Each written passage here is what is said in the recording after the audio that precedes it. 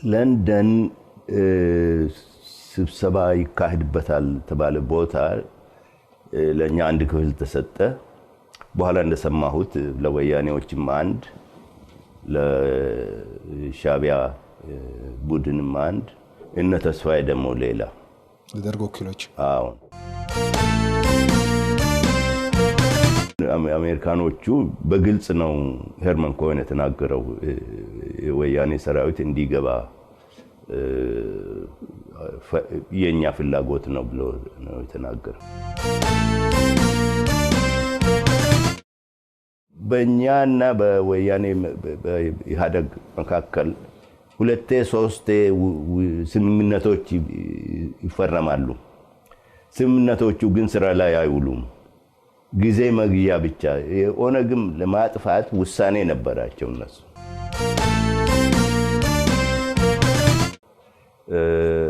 ለዚያ ሀገር ቤት ለታቀደው ስብሰባ የተላከው የኛ የመጀመሪያው ልዑክ ታሰረ። እሱ በመታሰሩ ምክንያት እኔም ሄጄ ለቀናት ማዕከላዊ እስር ቤት ነበርኩ። ገና ከእንቅልፍ ሳንነሳ ነው በስልክ ሰው ይፈልጓቸዋል ብለው ከሪሴፕሽን የጠሩን። ስንወርድ ሁለት ወጣቶች ነበሩ። አንደኛው ወንበሩን ለቆልኝ ቁጭ ብዬ መልእክቱ ተነገረን። ከዛ በኋላ ትኬት መፈለግ ነው የጀመርነው። ያ ማታ ነው የወጣ ነው። የዛን ዕለት ማታ ወጡ።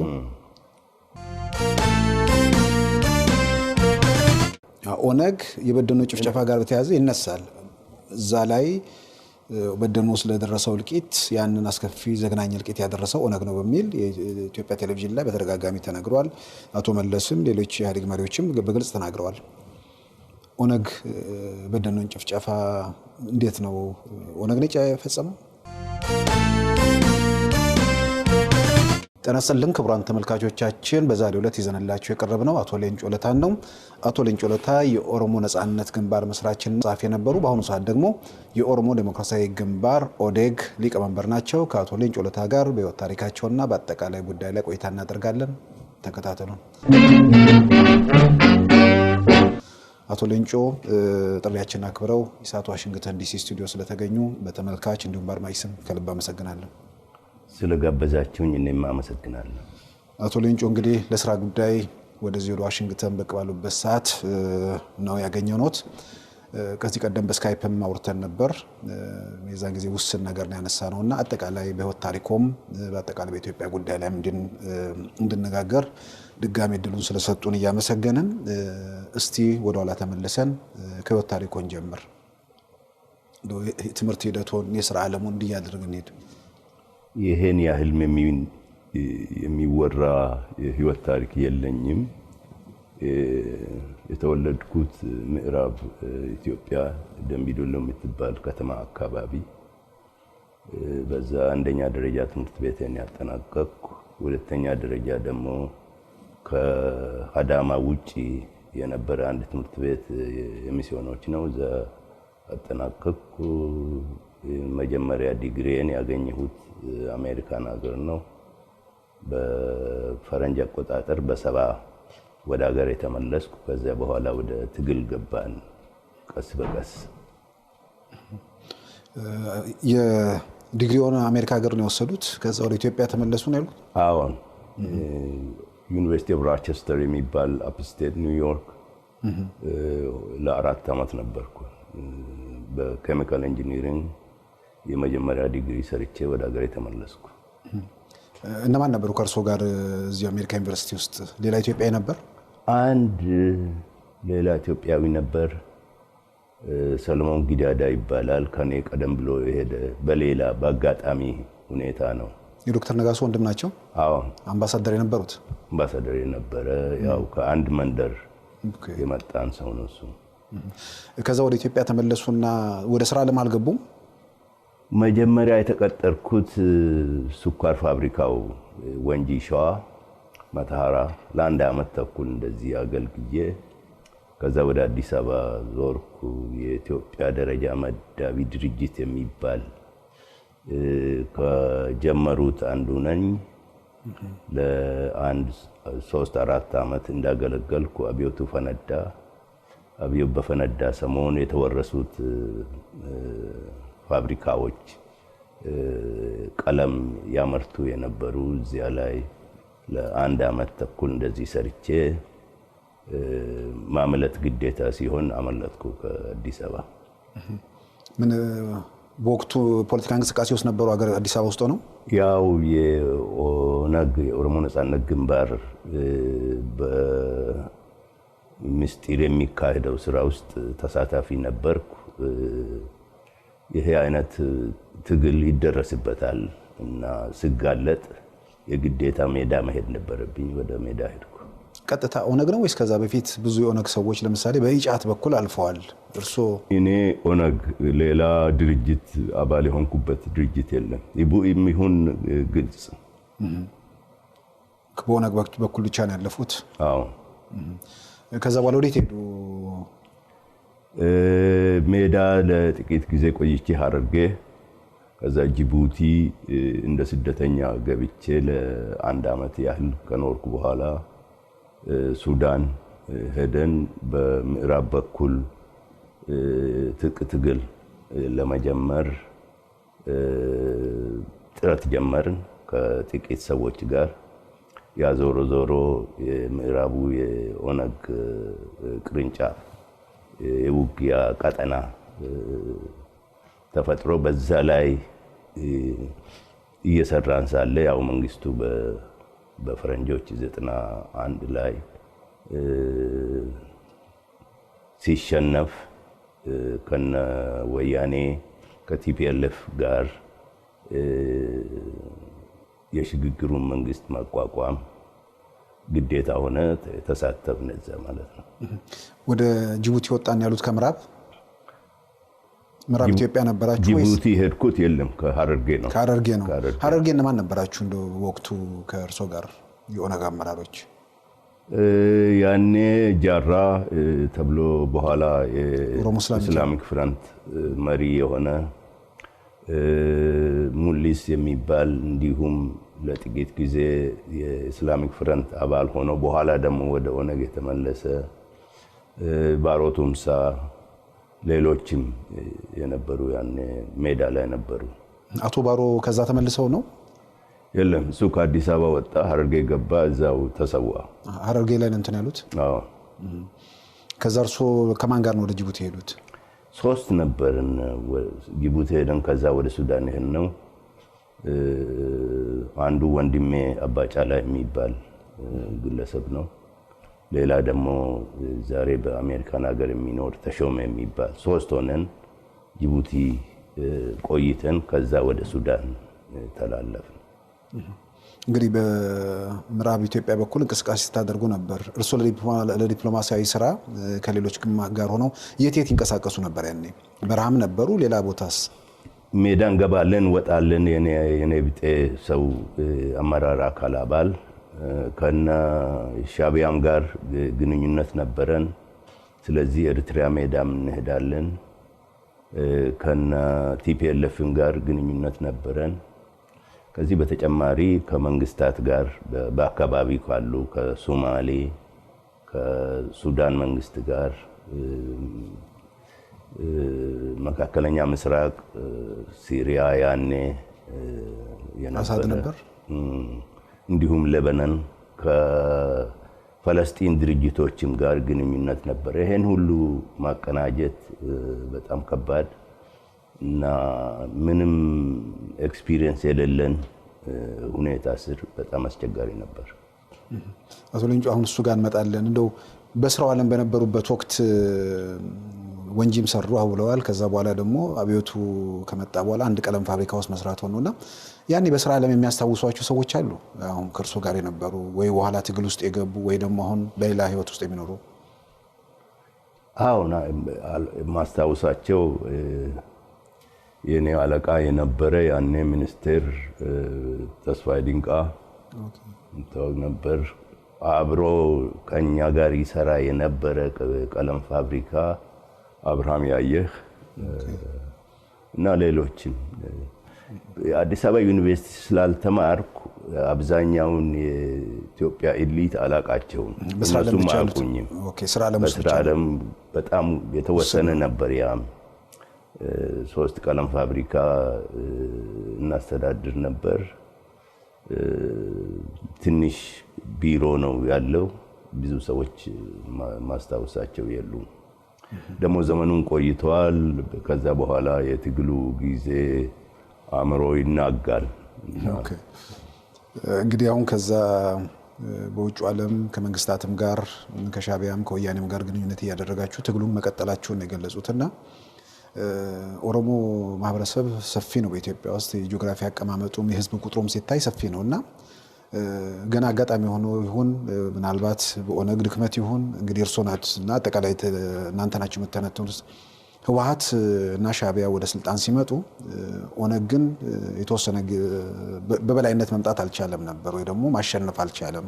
የተወሰነ አካባቢ ነበር የሚቆጣጠረውና ለምን ያልተሳካላችሁ?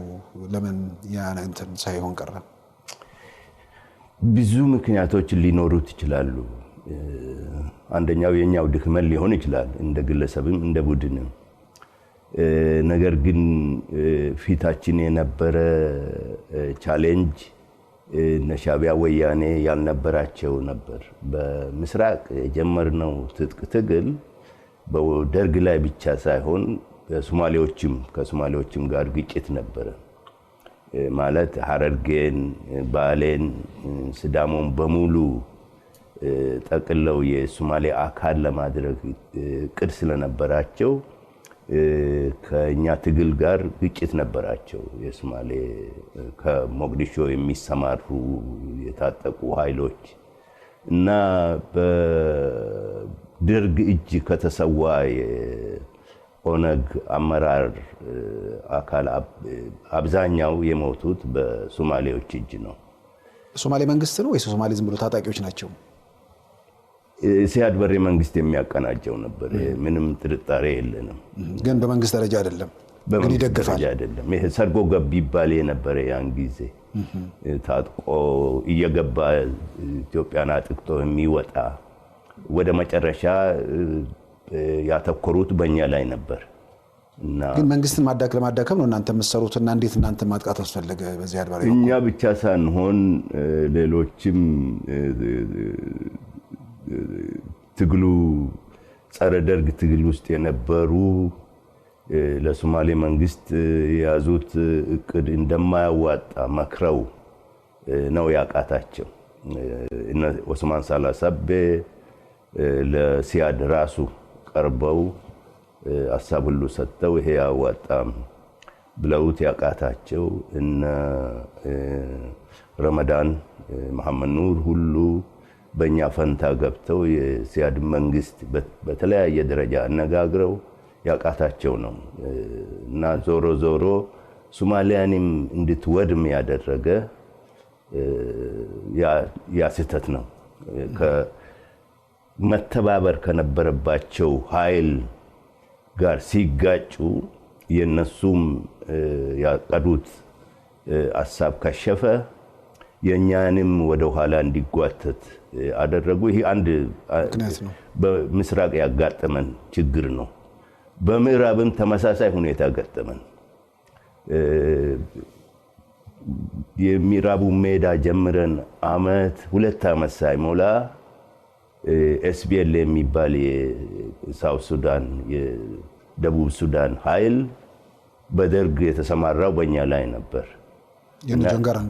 የገረንግ ለ6 ዓመት ነው ከነሱ ጋር ተዋጋን። ስለዚህ በህንበት ወይ ከፊት ደርግ ከኋላ ደግሞ ሌላ ኃይል መዋጋት ግዴታ ሆነ። በዚህ ብዙ እድል አመለጠን። የውጪ ሁኔታውን ቶሎ እንዳናድግ ካደረጉት ውስጥ እነዚህ ናቸው ለማለት ነው። የውስጥም ሊኖር ይችላል። ይሄ ለታሪክ እንተዋለን።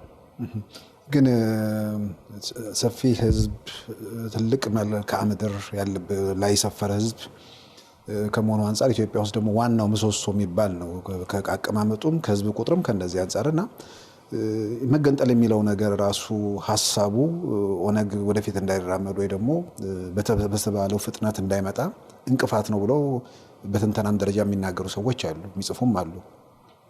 በዚህ ረገድ ያለው ነገር እናንተ ልትመለከቱ አልቻላችሁም? ያ አይመስለኝም። ሁሉም በጊዜው ትክክል ሊሆን ይችላል። ያን ጊዜ ከኢትዮጵያ ተገንጥለን አዲስ አገር መመስረት አለብን ማለታችን እኔ ትክክል አልነበረም አልልም። ያን ጊዜ በነበረ ሁኔታ አስፈላጊ ነበር። ለምን የኦሮሞ መኖሩ ራሱ ለባዕድ ብቻ ሳይሆን ለኦሮሞ ራሱ ብዥታ ስለተፈጠረበት ኢትዮጵያ እና ኢትዮጵያዊነት በኦሮሚያና በኦሮሞነት ላይ ትልቅ ጥለው ስለነበረ ከዚያ ነፃ ማውጣት ከዛ ወጥቶ ራሱን ችሎ እንዲቆም ለማድረግ አስፈላጊ ነበር። ግን ያ ኦነግ ያን በማድረጉ ትክክል ነበር። እዛ ላይ ጸንቶ መቆየቱ ሁለተኛ ስህተቱ እዛ ላይ ነው ብዬ ነው የማምነው። ከሁኔታዎች ጋር መለወጥ ነበር። አሁን እስከ 91 92 አስፈላጊ ነበር። ከ92 በኋላ ግን መቀየር ነበረበት። እኔ የደረስኩበት ድምዳሜ እና ውሳኔ ከአሁን ወዲያ በኢትዮጵያ ውስጥ ኦሮሚያ ከታወቀ ኦሮሞነት አስፈላጊ እውቅና ካገኘ መፍትሄውን ማግኘት የማንችልበት ምክንያት የለም የሚል ላይ ደረስኩ። ይሄ እንግዲህ በኦነግ ውስጥ ብዙ ትግል ማካሄድን ነው የጠየቀው ከ20 ዓመት በላይ። በመጨረሻ ሲያቅተን ሌላ ድርጅት አቋቋም። ትግል ላይ በነበራችሁበት ሰዓት በሻዕቢያም በኩል ግፊት ነበረባችሁ። የመገንጠሉን ነገር ምናልባት የኦነግ ሬዲዮ ላይ ሲናገሩ የሰማው መሰለኝና ሻዕቢያ መገንጠሉን አይደግፍም ነበር የሚል ነገር የተናገሩ መሰለኝ። ከሻዕቢያዎች ጋር የፖለቲካ ውይይት አታካሂድም። የቴክኒካል ውይይት ነው። ምን ያህል ሰራዊት ለማሰልጠን ትፈልጋለህ? ምን ያህል ትጥቅ ትፈልጋለህ? ይሄን ነው የሚያበዙት። ግን የብሔር ትግል በኢትዮጵያ ውስጥ መኖሩን መጠናከሩን እንደማይፈልጉ ግልጽ ነው።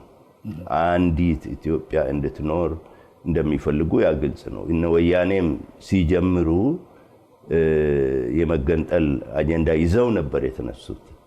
ያን እንዲቀይሩ የመከሯቸው የሻዕቢያ መሪዎች ናቸው። ሁለት አገር ነው ያለው እዛ ኢትዮጵያና ኤሪትሪያ። ከዛ ውጭ ሌላ አያስፈልግም። እና ይሄ የራስን እድል በራስ መወሰን ትርጓሜ ያን ጊዜ በጣም ውስን ነበር። ይሄ በኮሎናይዜሽን ዲኮሎናይዜሽን ጊዜ ያደግነ ሰዎች ነን እኛ። በዚያን ጊዜ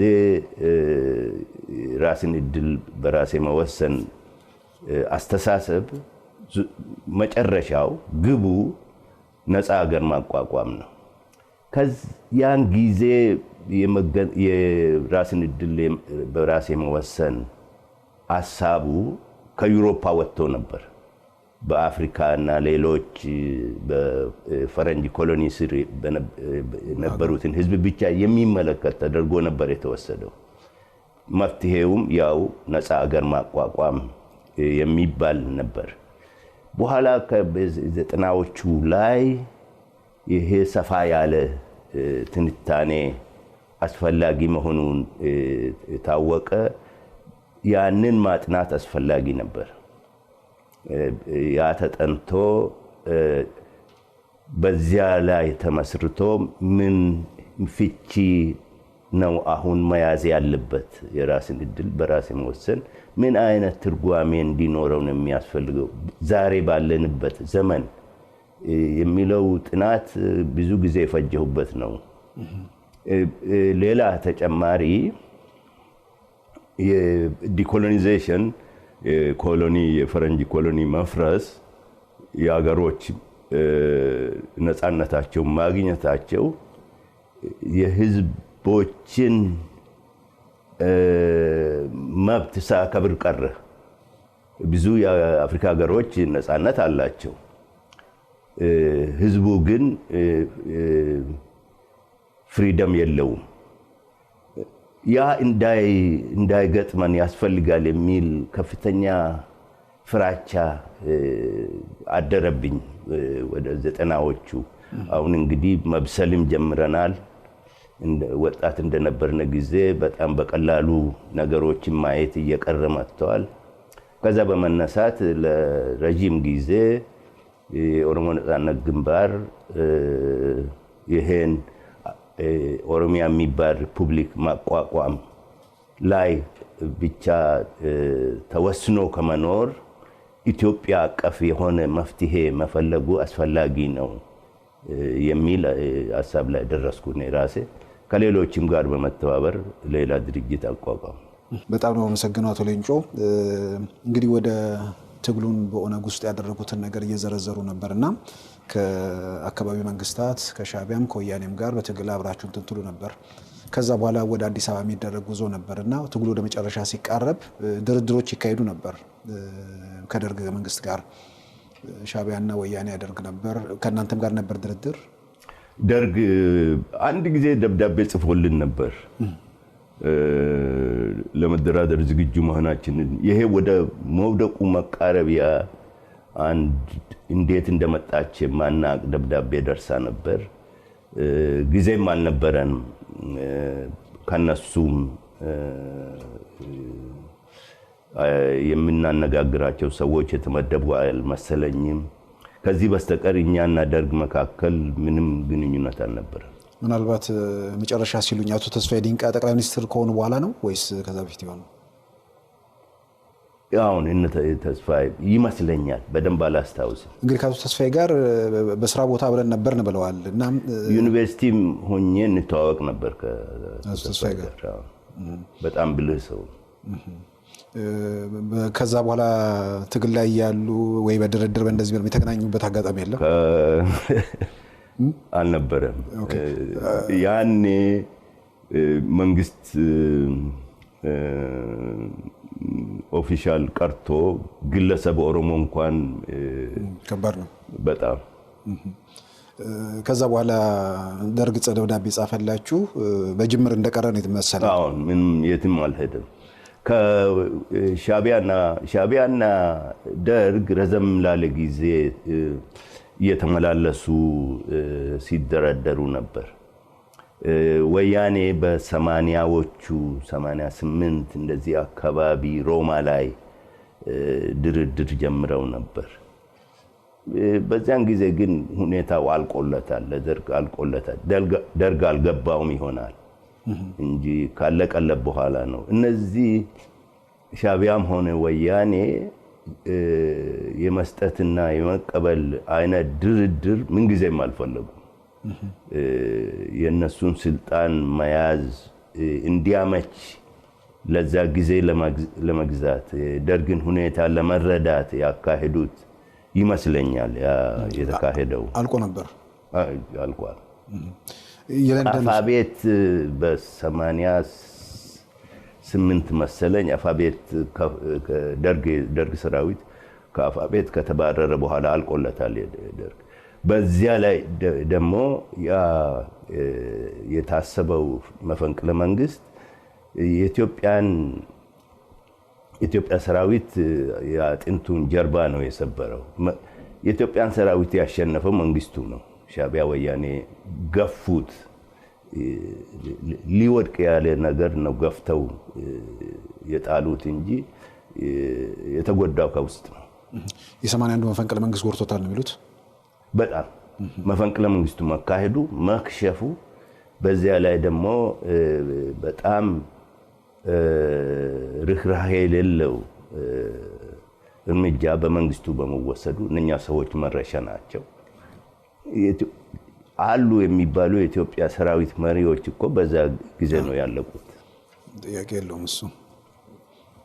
እንዳሉት ነው። ደርግ ጥቂት ጀነራሎች ነው ያለው፣ ግን አሉ የሚባሉ ጀነራሎች ናቸው ደግሞ በዛ ሂደት ያለቁት። ደግሞ ይሄ ቀላል ዛሬ አይነት ጀነራል አይደለም። ይሄ በልዩ ልዩ ሀገሮች ስታፍ ኮሌጅ የተማረ የሰለጠነ ብዙ ኤክስፒሪየንስ ያካበተ የኦፊሰር ኮር ነበር።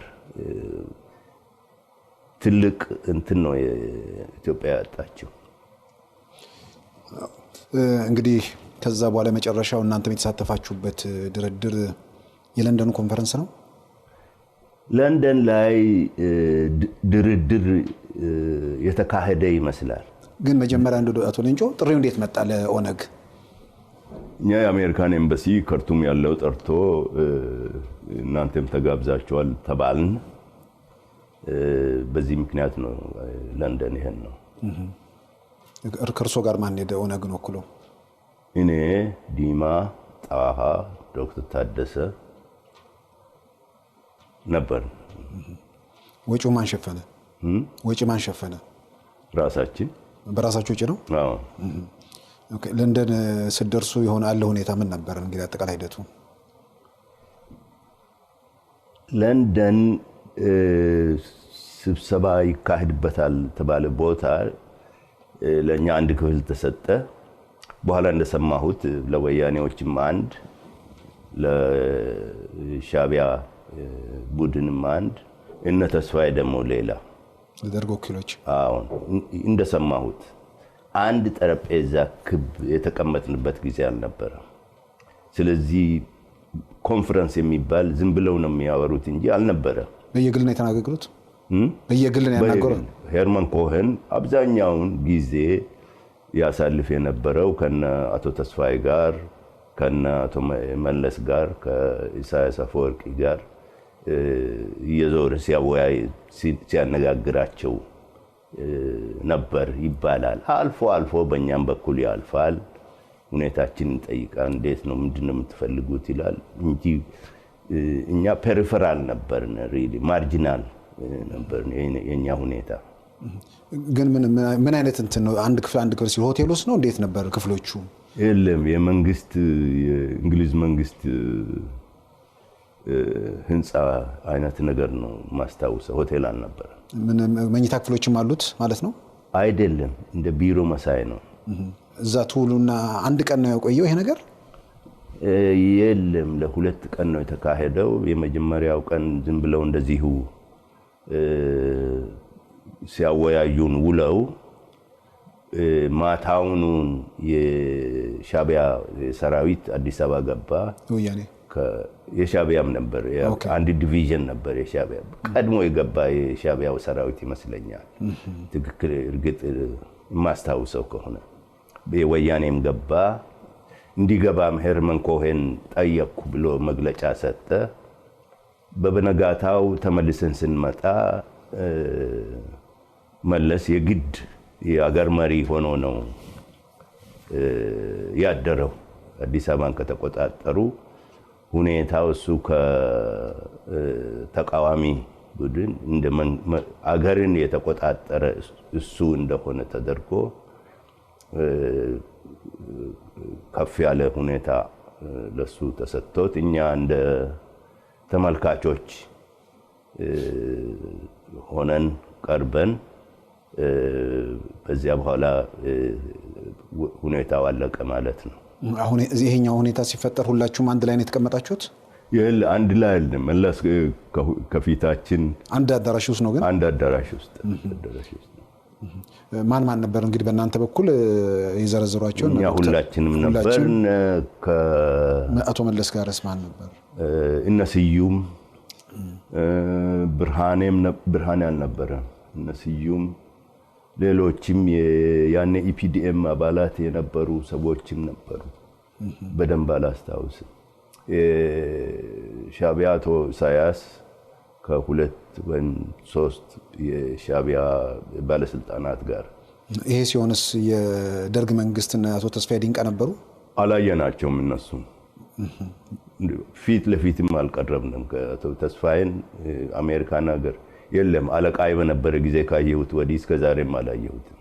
ግን እዛ ላይ አሁን በ19 በየግል አወሯችሁ በኢትዮጵያ አቆጣጠር ግንቦት 19 ነው እንግዲህ በ20 አዲስ አበባን ስለተቆጣጠሩ አቶ መለስ እንደ መሪ ነው የሚታዩት። እዛኛው ውይይት ላይ እንግዲህ እና አቶ ተስፋዬ ሂደት ውስጥ የሚሉ ማለት ነው። እነሱማ መንግስታቸው ፈረሰ። ስለዚህ ሂደቱ ፈረሰ ስለተቆጠረ ምን እንዳደረጓቸው እንዴት አይነት ግንኙነት ነበራቸው ከዛ ከሌሊቱ በኋላ አላቅም። ግን እነሱ መግለጫ ሰጥተው ነበር አይደል? እነ አቶ ተስፋዬ አልፈቀድንም የሚል አዲስ አበባ እንዲገቡ እኛ ፍቃድ አልሰጠንም የሚል ነገር መሰለኝ። ያማ ግዴታው ነው። ግን አሜሪካኖቹ በግልጽ ነው ሄርመን ኮሄን የተናገረው ወያኔ ሰራዊት እንዲገባ የኛ ፍላጎት ነው ብሎ ነው የተናገረው። ያ የለንደን በኋላ ረጋ ብዬ ሳስብ ያ ለንደን ላይ የተዘጋጀው ርክክቡን ስሙዝን ለማድረግ ነው ከደርግ አገዛዝ ወደ ወያኔ ለማስተላለፍ ያ በተቀናጀ ሁኔታ እንዲደረግ የታሰበ ነገር ነው እንጂ ድርድር እንዲካሄድበት ነበረ ብዬ አላስብም። ያኔ ይጠቀሙበት የነበረው ሶፍት ላንዲንግ ነበር። አውሮፕላን ሲያርፍ በትክክል ማረፉ ሳይሆን ግን እንደምንም ሳይጋጭ ሳይቃጠል እንዲያርፍ ሶፍት ላንዲንግ ነበር የሚሉት። በቃ ሂደቶች በሰላማዊ መንገድ እንዲሸጋገሩ ነው፣ ምንም ብዙም አደጋ በሌለበት ሁኔታ ማለት ነው። እንግዲህ ያ ሂደት ውስጥ መጨረሻ በምን ተለያያችሁ? ያን ቀን በዚህ አለቀ። ማታ ኢህአዴግ ቢሮ ለንደን ሶስታችንም ነበርን፣ ኢሳያስ፣ መለስ እና እኔ።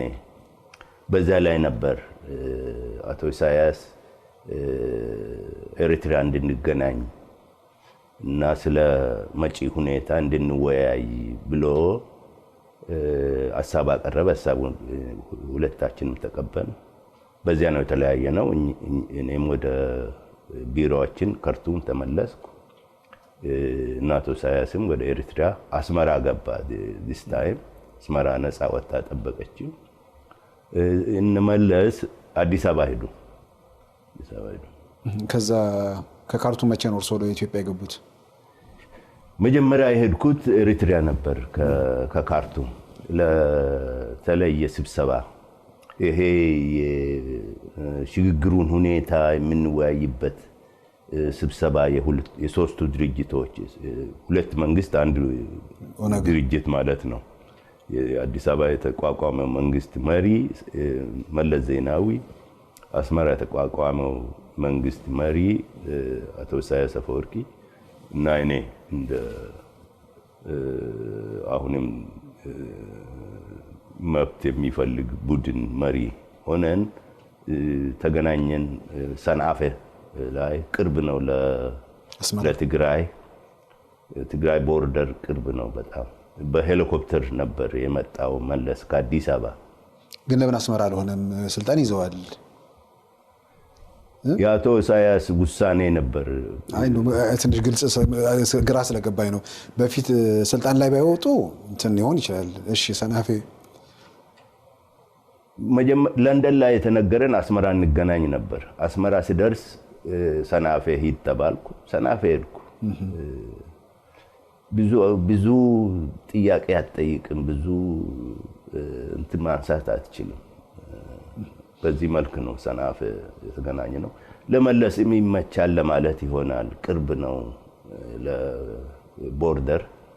በሄሊኮፕተር መጣ፣ ተወያየን። የሽግግር ቻርተሩ ረቂቅ እዛ ነበር የተዘጋጀው።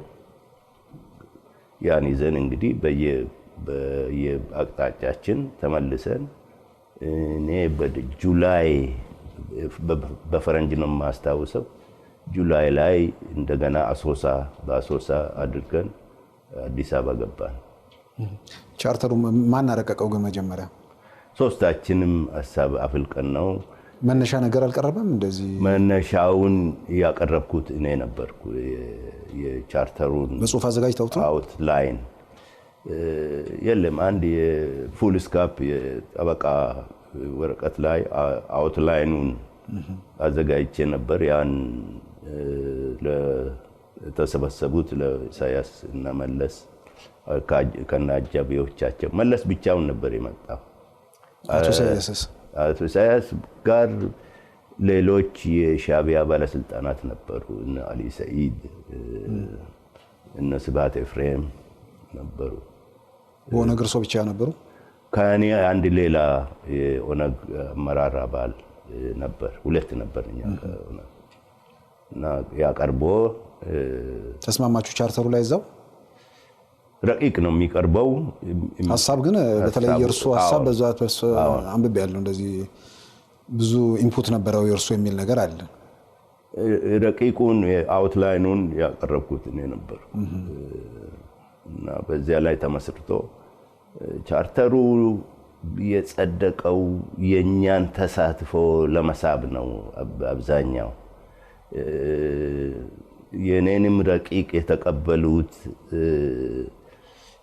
ሽግግር መንግስት እንድንገባ ለማመቻቸት ነው ነበር። ግን በእውነት ስራ ላይ ሊያውሉት ነው ጥርጣሬ ነበረኝ ያኔም። ለምን ተጠራጠሩ?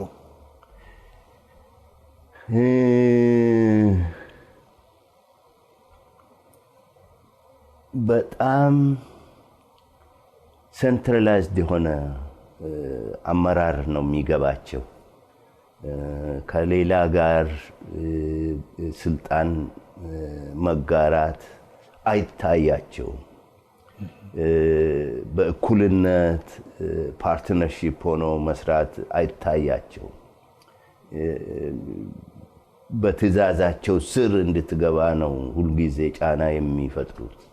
እኛ በተለይ ከወያኔ ጋር ረዘም ላለ ጊዜ ነው የተነጋገርነው የተደራደርነው እና በመጨረሻ 80ዎቹ በፈረንጅ እነኚህ ሰዎች አዲስ አበባ ስልጣን ሊቆጣጠሩ ነው። ሲቆጣጠሩ ከደርግ ያላነሰ ዲክቴተርሺፕ እንደሚሆኑ ምንም ጥርጣሬ አልነበረንም።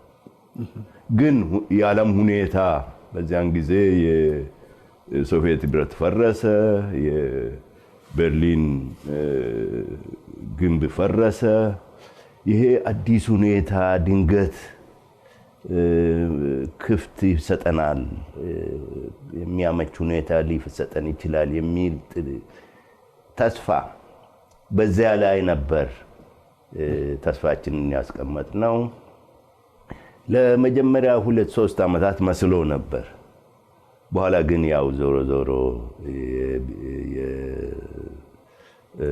ብሔራዊ የሰብአዊ መብት ጥያቄ የዲሞክራቲዜሽን ጥያቄ ወደ ጎን እየተተወ ዛሬማ በፍጹም ተረስቶ በዓለም ህብረተሰብ ከአናርኪና ከዲክቴተርሺፕ እንድትመርጥ ነው ግዴታ የሆነው ዛሬ። ወደ ስልጣን ህወሓት ወይ ደግሞ ኢህአዴግ ወደ ስልጣን ጉዞ በተጀመረበት ሰዓት ኦህዴድ ከመመስረቱ በፊት ከእናንተ ጋር አብረው ለመስራት ፍላጎት አሳይተው ነበር አይደል? የጋራ ግንባር የሚባል ነገር በኢትዮጵያ የግራ ድርጅቶች ውስጥ ሁልጊዜ አነታራኪ የሆነ ነገር ይነሳል። የጋራ ግንባር ብለው ጠሩ። ሁለት አይነት የጋራ ግንባር ነበር የጠሩት። አንደኛው ስትራቴጂያዊ የሆነ የጋራ ግንባር፣ ይሄ ዞሮ ዞሮ አንድ ድርጅት ሊሆን የሚችል ለዛ አልነበረም የተጋበዝ ነው። ለታክቲካል ጋራ ግንባር ነው ጋበዙን። ያ ግልጽ ነው። ምን ማለት ነው? ዛሬ አብረን የጋራ ጠላታችን እንዋጋለን። ያ ካለቀ በኋላ ደግሞ እኛን ሁለታችን ደግሞ እንዋጋለን ነው መልእክቱ። ያ አልጣመንም እኛ። ስለዚህ ያን በዚያ መልክ ወይ ገና ትግሉ እየተካሄደ ሳለ እኛን ማጥፋት ካልሆነ ቁጥጥራቸው ስር እኛን ለማዋል እቅድ እንደነበራቸው ነው ጥርጣሬያችን። መረጃ የለንም፣ ግን የኛ ጥርጣሬ እንደዛ ነበር። ይሄ ሲያቅታቸው ተሰማሩ። ኦሮሞ ፍለጋ፣ ኦሮሞን ለመመልመል በሱዳን ያሉትን ኦሮሞዎች እየዞሩ ካድሬ መድበው አነጋገሩ። ሶማሊያ እንደዚሁም ካድር መድበው ኦሮሞን ለመመልመል ሞከሩ። ከዚያ ወጥተው ሳውዲ አረቢያ፣ ዩሮፕ፣ አሜሪካም ሰዎቻቸውን አሰማርተው ኦሮሞዎችን ለመመልመል ብዙ ጥረት አደረጉ። ይሄ ሁሉ ሲከሽፍ የተዘጋጀ እስረኛ የነበረ ኃይል ሻዕቢያም ጋር የነበረ ምርኮኛ እነሱም የማረኩትን ኦሮሞ ሰብስበው ከዚያ ኦህዲድ የሚባል ፈጠሩ። ገብሩ አስራት በመጽሐፉ ላይ አጠመቅናቸው። ዲሞክራሲያዊ ኦሮሞ ጠፍቶ ዲሞክራቲክ የሆነ ኦሮሞ ጠፍቶ ተፈልጎ ስላልተገኘ እነኚህ ሻዕቢያ መንገድ ያሰራቸው የነበሩት ምርኮኞች ሰብስበን አጠመቅናቸው ብሎ ነው በግልጽ በመጽሐፉ ያሰፈረው። የኦህዲድ ታሪክ እንደዚህ ነው። አዎ ምናልባት መጽሐፋቸው ላይ በመላው ዓለም የኦሮሞ ምሁር ፍለጋ ብዙ ተንከራተትን፣ ከዶክተር ነጋሶ ውጭ አንድም የኦሮሞ ምሁር ማግኘት አልቻልንም ይላል እዛ መጽሐፋቸው ላይ። ልክ ነውና አቶ ገብሩ በግልጽ አስቀምጠዋል። ኦህዴድ በምርኮኞች የተመሰረተ መሆኑን በግልጽ የተቀመጠ ነገር ነው። ከዛ በኋላ ሽግግር መንግስቱ ያው እንደዚህ ጥርጣሬያችሁ እያለም ነው እንግዲህ ሂደት ውስጥ የገባችሁት ማለት ነው? አዎ ድንገት ሁለተኛ ያኔ ነገርኩህ በዓለም ታሪክ አዲስ ምዕራፍ መከፈቱ፣ የሶቪየት ህብረት መፍረሱ፣ ይሄ አዲስ ሁኔታ ድንገት በአገር ውስጥም በዓለም ደረጃም አመቺ ሁኔታ ሊፈጥር ይችላል፣ አዲስ ነው። ይሄ አንድ አስተሳሰብ ነበር። ሁለተኛው የኛ ተስፋ ሻዕቢያዎች ነበሩ። ከሻዕቢያና ወያኔ ገና በትግሉ ዘመን ተጣልተው ነበር እና ለራሳቸውም ጥቅም ብለው ኢትዮጵያን ጠቅለው ለአንድ ኃይል መስጠት ለነሱም አደገኛ ይሆናል፣ ይሄን ይረዱ ይሆናል የሚልም ኤክስፔክቴሽን ነበረን። በመጀመሪያዎቹ ዘመናት እነ መለስ እና ወያኔ ኢንጀነራል የሻዕቢያዎች የሚፈልጉትም ሁሉ እንዲፈጽሙ ዝም ያሏቸውም ሻዕቢያ የፈለገውን በሙሉ እንዲያደርግ የፈቀዱት ኦነግን እስኪያዳክሙ ድረስ ነበር። ሻዕቢያዎችም ቁጭ ብለው ሲያዩ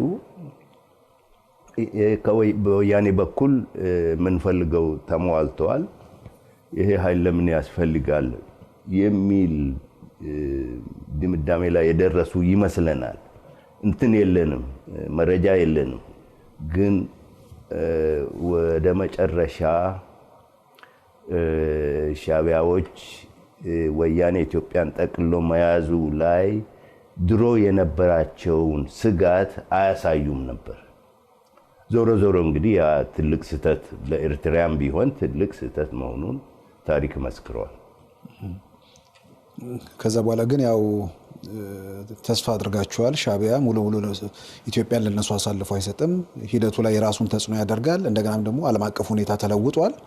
በእነዚህ ሁኔታዎች ተስፋ ሊኖር ይችላል ብላችሁ ሂደት ውስጥ ገባችሁ። ሽግግር መንግስቱ ሲመሰረት እናንተም ኢህአዴግም እና ሌሎች ደግሞ ወደ 80 ፓርቲዎች መሰሉኝና ኦነግና ኢህአዴግ ያው ለንደኑ ኮንፈረንስ ላይ ነበራችሁ። ሌሎቹ ከየት መጡ?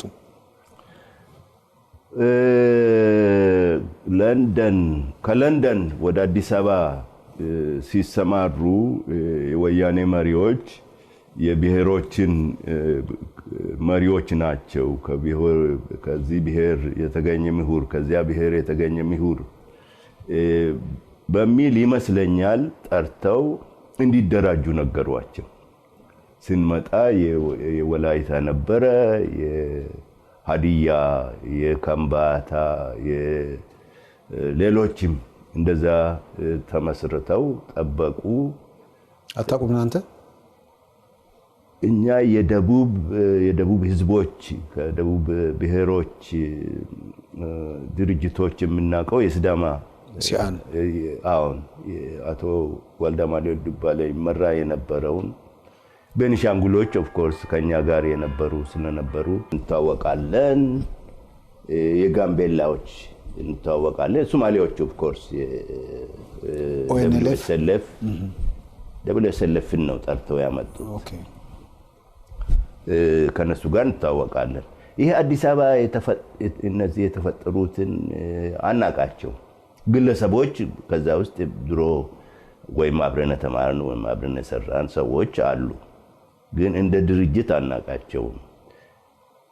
መሳተፋቸውን እኛ እንደግፍ ነበር። ሁሉም ብሔር በኢትዮጵያ በሚካሄደው ጉዳይ ላይ መሳተፉ ትክክል ነው። መሳተፍ መብቱ ነው። ያ በመደረጉ በጣም ነው ደስ ያለን እኛ።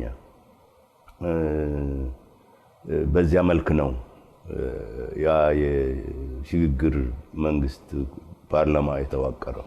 እንግዲህ ያው መመስረት ሰዎቹ የብሔረሰብ ወኪሎች መኖራቸው ላይ ቅሬታ የላችሁም፣ ሁሉም ኢትዮጵያዊ መወከል አለበት ብላችኋል።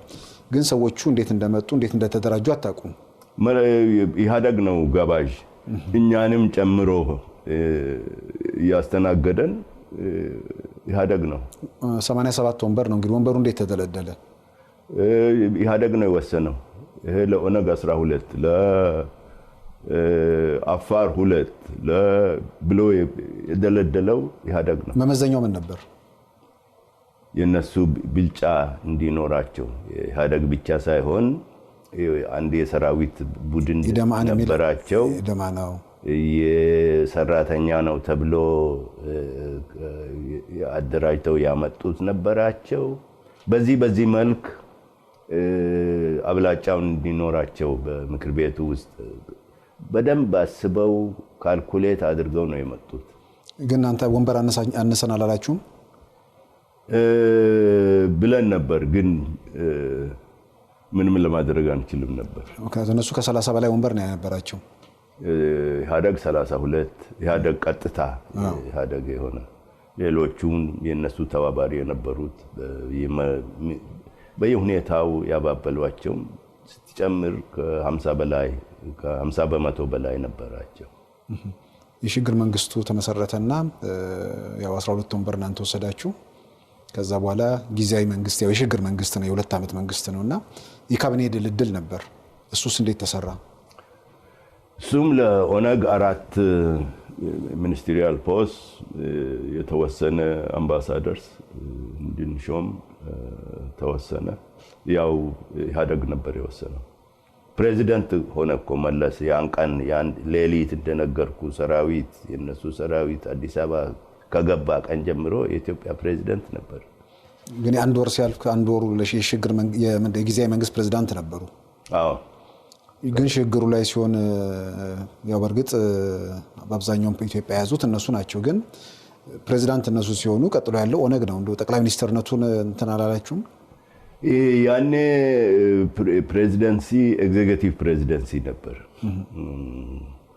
እና እኛም ቢሰጠንም አንቀበልም ነበር። ምንም ያው የመለስ ውሳኔ ማስፈጸሚያ ነው እንጂ ምንም ስልጣን የለውም። አቶ ታምራት ላይኔ ነበር የተሾመው። የተወሰነ ነገር ስራ ላይ ማዋል ነው እንጂ ምንም ስልጣን የለውም። በኋላ ቀየረው። የፕራይም ሚኒስትሩን ለራሱ ሲወስድ የፕሬዚደንቱን ቢሮ ባዶ አደረገው መለስ። እነዚህ በጣም ቀደም ብለው በደንብ አስበውበት ተዘጋጅተው ነው ስልጣን የተቆጣጠሩት። የካቢኔው ቦታዎችስ ለእናንተ የተሰጡት? የሰርቪስ ሚኒስትሪስ ነው። የንግድ፣ የትምህርት፣ የእርሻ ይሄን የሚመስል ነው። ስትራቴጂክ ማስታወቂያ ሰርቪስ ናቸው እነኚህ በሙሉ። ስትራቴጂክ የሆኑ ሚኒስትሪዎች የሀገር አስተዳደር፣ የዲፌንስ የውጪ ይሄ ኢህአዴግ ይቆጣጠረዋል ነው በግልጽ ነው የተነገረን። እሱ እናንተ አልጠይቃችሁም ይገባናል የሚል አልጠየቅንም። መጠየቁም ዋጋ የለውም። ከዛ የበለጠ እኛ እንኳን ይቸግረን የነበረ ሌላ ጉዳይ ነው። ዲሞክራሲ መብቶች መከበር፣ የህግ የበላይነት መኖሩ ይሄ እስከሆነ ድረስ ማንም እሹም ማንም ይሻር ሁኔታዎች ቀስ በቀስ ተስተካከሉ ይሄዳሉ። ስለዚህ የህግ በላይነትና የመሳሰሉት የዲሞክራሲ መብቶች እንዲሰፍኑ ነበር የኛ ትኩረት እንጂ ሹመት አልነበረ። ሂደቱ እንዴት ነበር? ከዛ በኋላ ያው ካቢኔ ድልድሉ አራት የካቢኔ ቦታ ያዛችሁ፣ 12 የምክር ቤት ወንበር አለ። የሽግግር መንግስቱ ቀጠለና እንዴት ነበር ሂደቱ? በእናንተ በኩል የጠበቃችሁት ነገር ነበር? መጀመሪያ የምክር ቤቱ ማሳለፍ የነበረባቸውን አዋጆች ማዘጋጀት ላይ ነው ያተኮር ነው። አንደኛ የመካለሉ የብሔር አቀማመጥ መካለሉ ለኛ በጣም ወሳኝ ነበር። ከዚያ ቀጥሎ የምርጫ ህግ እና ይሄ ነበር የኛ ትኩረት በአብዛኛው። ከዚህ በተረፈ በየቀኑ በእኛ ሰራዊትና በኢህአዴግ ሰራዊት መካከል ግጭት ይፈጠር ስለነበረ በዛም ተጠምደን ነበር። ቀን ምክር ቤት ስንጨቃጨቅ እንውላለን፣ ሌሊት የሰራዊቱን ሁኔታ ስንከታተል እናድራለን። በጣም አስቸጋሪ ጊዜ ነበር። ካምፕ አልነበር እንደ እናንተ ሰራዊት?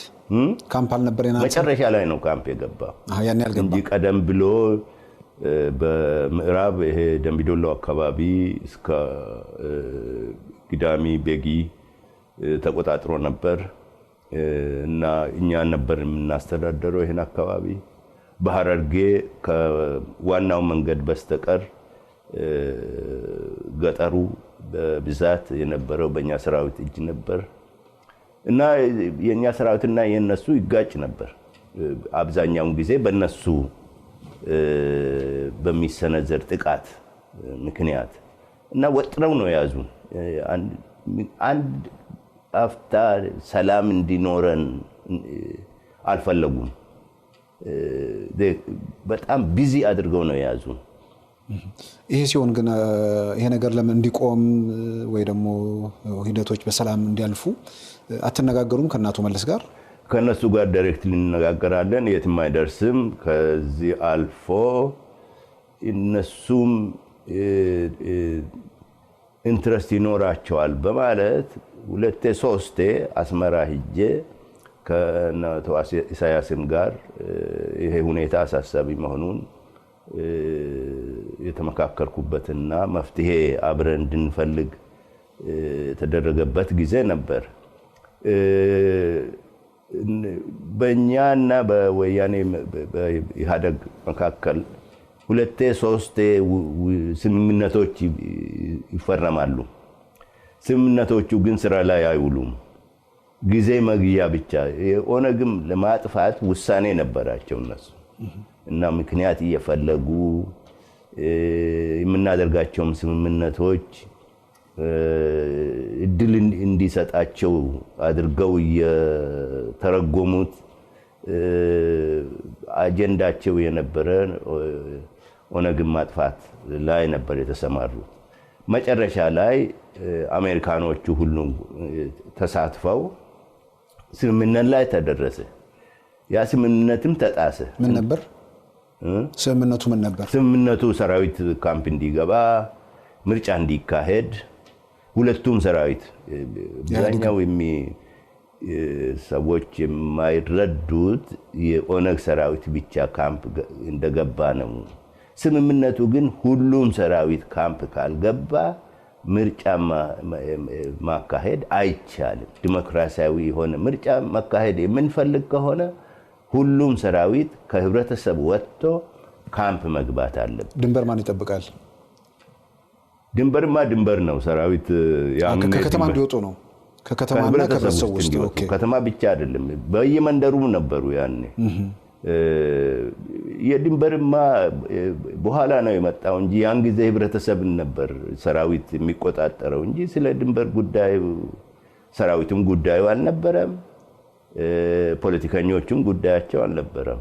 ስለዚህ ሁለቱም የኢህአዴግም የኦነግም ሰራዊት ነው ካምፕ እንዲገባ የተወሰነ። ካምፕ እንዲገባ የኛ ገባ፣ የነሱ አልገባ።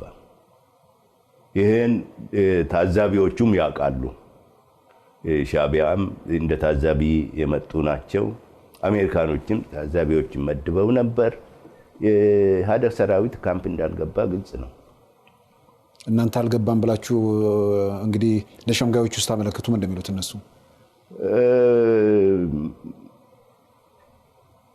ምንም ዝም ብለው ነው ወይ ምናልባት ስለውስጥ ግፊት ተባባሪም ሳይሆኑ አይቀሩም የሚል ነው። በኋላ ይሄ የታጠቀ ኦሮሞ አደገኛ ሊሆን ይችላልና ቢወገድ ይሻላል የሚል አስተሳሰብ ላይ አሜሪካኖቹ ብቻ ሳይሆን የሻዕቢያ መሪዎችም የደረሱ ይመስለኛል። በኋላ ሳስበው ከዛ 84ቱ ምርጫ ማለት የአካባቢ ምርጫ ነው የመጣው። ሎካል ኤንድ ዲስትሪክት ኢሌክሽንስ ነበር የሚባለው ያኔ። በመንደርና በወረዳ ደረጃ የሚካሄድ ምርጫ እኮ ነው ይሄ። ያን በሰራዊት ወሰዱት ሁሉንም እና ከዲሞክራሲ ወደ ዲሞክራሲ ከሚመራው መንገድ ያንን መንገድ የለቀቁት ኢትዮጵያ የለቀቀችው ያን ጊዜ ነው።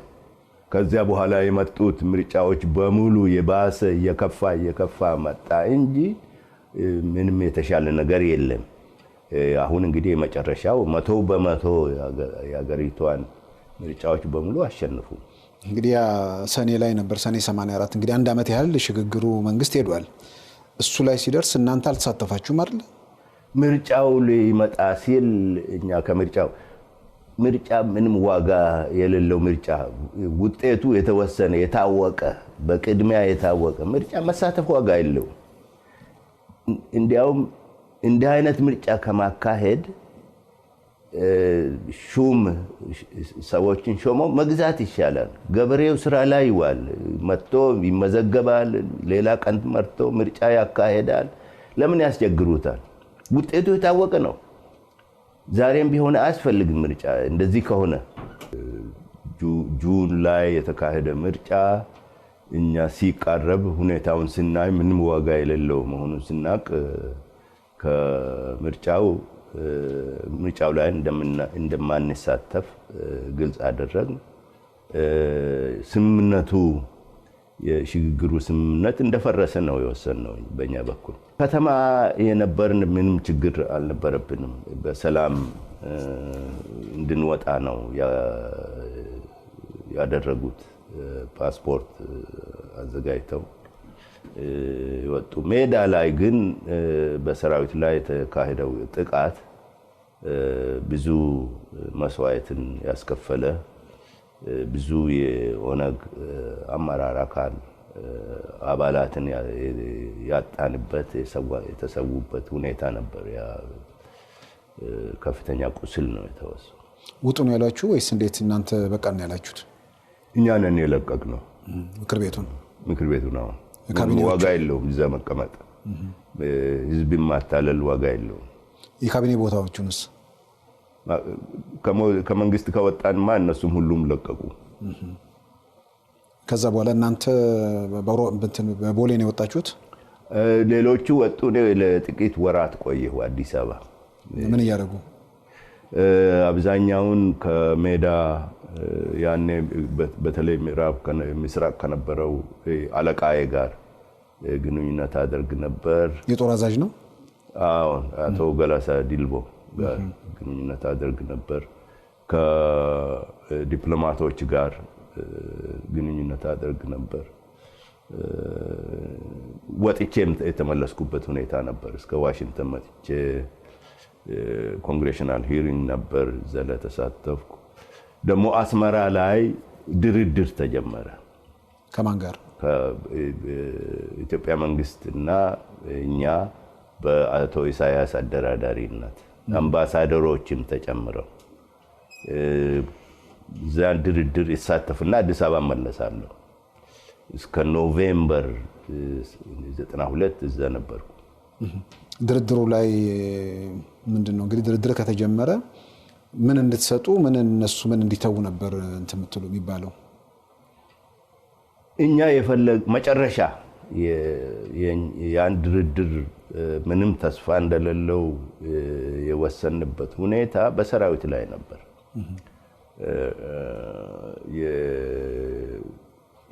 የኛ ሰራዊት የኦነግን ፖለቲካ አቋም ነው የሚያንጸባርቀው። የኢህአደግ ፖለቲካ አቋምን ነው የሚያንጸባርቀው።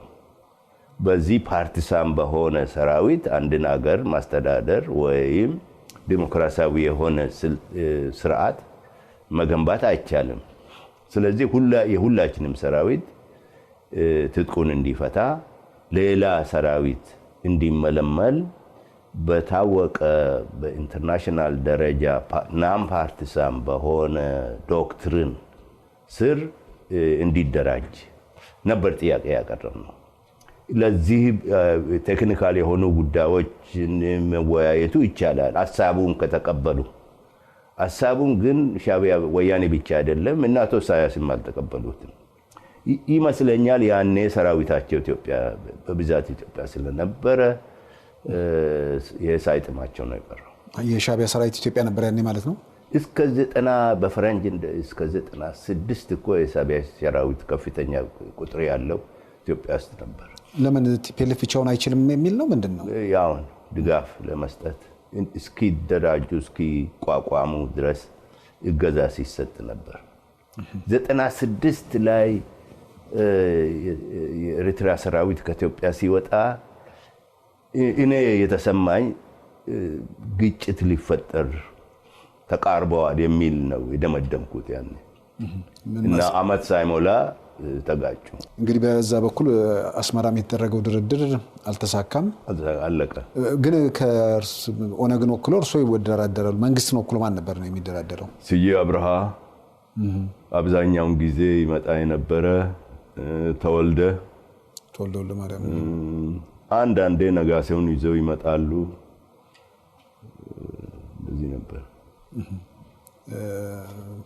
እንግዲህ በሰራዊቱ ዋናው እንትናችሁ ሰራዊቱ ነው ችግሩ። መጨረሻ ይሆናል አይሆንም ውሳኔያችን የደረሰው ሰራዊት ፓርቲሳን የሆነ ሰራዊት እስካለ ድረስ ዲሞክራሲ ተስፋ የለውም ነው የኛ አቋም። እነሱ ሁለቱም ሰራዊት ይቀላቀል የሚል ሐሳብ አቅርበዋል። የኛማ ያኔ የነበረው አብዛኛው ወይ ተገለዋል ወይ ትጥቁን ፈተው እስር ቤት ነው የነበረው። ያ ለዛ የኛን ያህልኛ እንትና ትኩረትም አልሰጠንም። ነገር ግን እንቅፋቱ ፓርቲሳን የሆነ ሰራዊት እስካለ ድረስ ዲሞክራሲ ሊኖር አይችልም። በኩል ሚዛን አትጫወቱም ማለት ነው። አምባሳደሮቹ አደራዳሪ የነበሩትን አምባሳደሮች የጠየኳቸው እኛ ምርጫ አሸንፈን ፕሬዚዳንት ያኔ ፕሬዚዳንት ነው ፕሬዚዳንት የኛ ሰው ተመርጦ ሰራዊቱ ቢገላቸውስ ምንድነው የሚሆነው ነበር የኔ ጥያቄ። እና ያ አልተሰማቸውም። ከአምባሳደሮች ይሄ ሁኔታ በጣም ትክክለኛ የኛ አቋም ትክክለኛ ነበር ብለው ያ ሐሳብ ላይ የደረሱ እንደነበሩ አውቃለሁ። ግን ዲፕሎማት እንደመሆናቸው መጠን እንደ አደራዳሪም ስለነበሩ አላነሱትም። በዚያ ደረጃ ስለ ሰራዊት የተቃወመው የሰራዊት አዲስ ሰራዊት መመስረት የተቃወሙት የኢትዮጵያ መንግስት ልኡካን አልነበሩ፣ አቶ ኢሳያስ ራሳቸው ነበሩ። አዲስ ሰራዊት መቋቋሙን ይቃወሙ ነበር። አሁን እርሱ እንግዲህ ከዛ ኢትዮጵያ የተወሰነ ጊዜ የኦነግ መሪዎችም ከወጡ በኋላ ቆይተዋል እና ዋሽንግተንም ደርሰው ተመለሱ። አስመራም እየሄዱ ይደራደሩ ነበር። አገር ቤት ሆነው አቶ መለስን ያገኟቸው ነበር። ያን ጊዜ አልተገናኘንም። ያ በዛ ሁኔታ ስር አልተገናኘንም። ከማን ጋር ይገናኙ ነበር? ኢትዮጵያ ቁጭ ብለው ኢትዮጵያ ውስጥ ማንንም አላገኘም። ኤርፖርት ሲወጣ ስገባ ኦፍ ኮርስ ሴኩሪቲ ይከታተላል። ሴኩሪቲ 24 ሰዓት ነበር። መንግስት የሰጠውት ቤት ነበር የሚኖሩት? ተከራይቼ ነበር። ቀደም ብለው የኛ የፓርላማ አባል የነበሩ ሰዎች የተከራዩት ቤት ነበር። ወደ ቄራ አካባቢ ነው ነበር። ወዲያውኑ ከጀርባችን ያለውን ቤት የወያኔ ሴኩሪቲ እዛ ውስጥ ገባ። ከፊታችን ካለውን ቤት እንደዚሁ ሴኩሪቲ ወሰደው። ተከበን ነበር የምንኖረው። ከዛ መጨረሻ ላይ እንዴት ወጡ? አብዛኛውን የኛም ሰዎች ግፊት አደረጉ። እዛ መኖር ኦኮርድም እየሆነ መጣ። ለነሱም አስቸጋሪ እየሆነ መጣ። ስራም በሰፊው እንደገና ለማንቀሳቀስ ወደ ኖቬምበር ላይ ጥዬ ለንደን ሄድኩ። ለንደን ትንሽ ቤት ነበረችን። እዛ እየኖርን ሌሎች ነገሮችን ለማቀናጀት ለመሞከር። ወደ 5-6 ወር ቆዩ ማለት ነው? ኖቬምበር ላይ ከጁን እስከ ኖቬምበር ጁን ወደዛ አካባቢ ነው። ከሰኔ እስከ ህዳር ያለው ጊዜ ማለት ነው። እንግዲህ ጥለው ወጡ። እርስዎ ከወጡ በኋላ የኦሮሞ ነጻነት ግንባር ከሌሎች የኢትዮጵያ ኃይሎች ጋር አንድ ፓሪስ ላይ ነው መሰለኝ አንድ ጉባኤ ጠርታችሁ ነበር።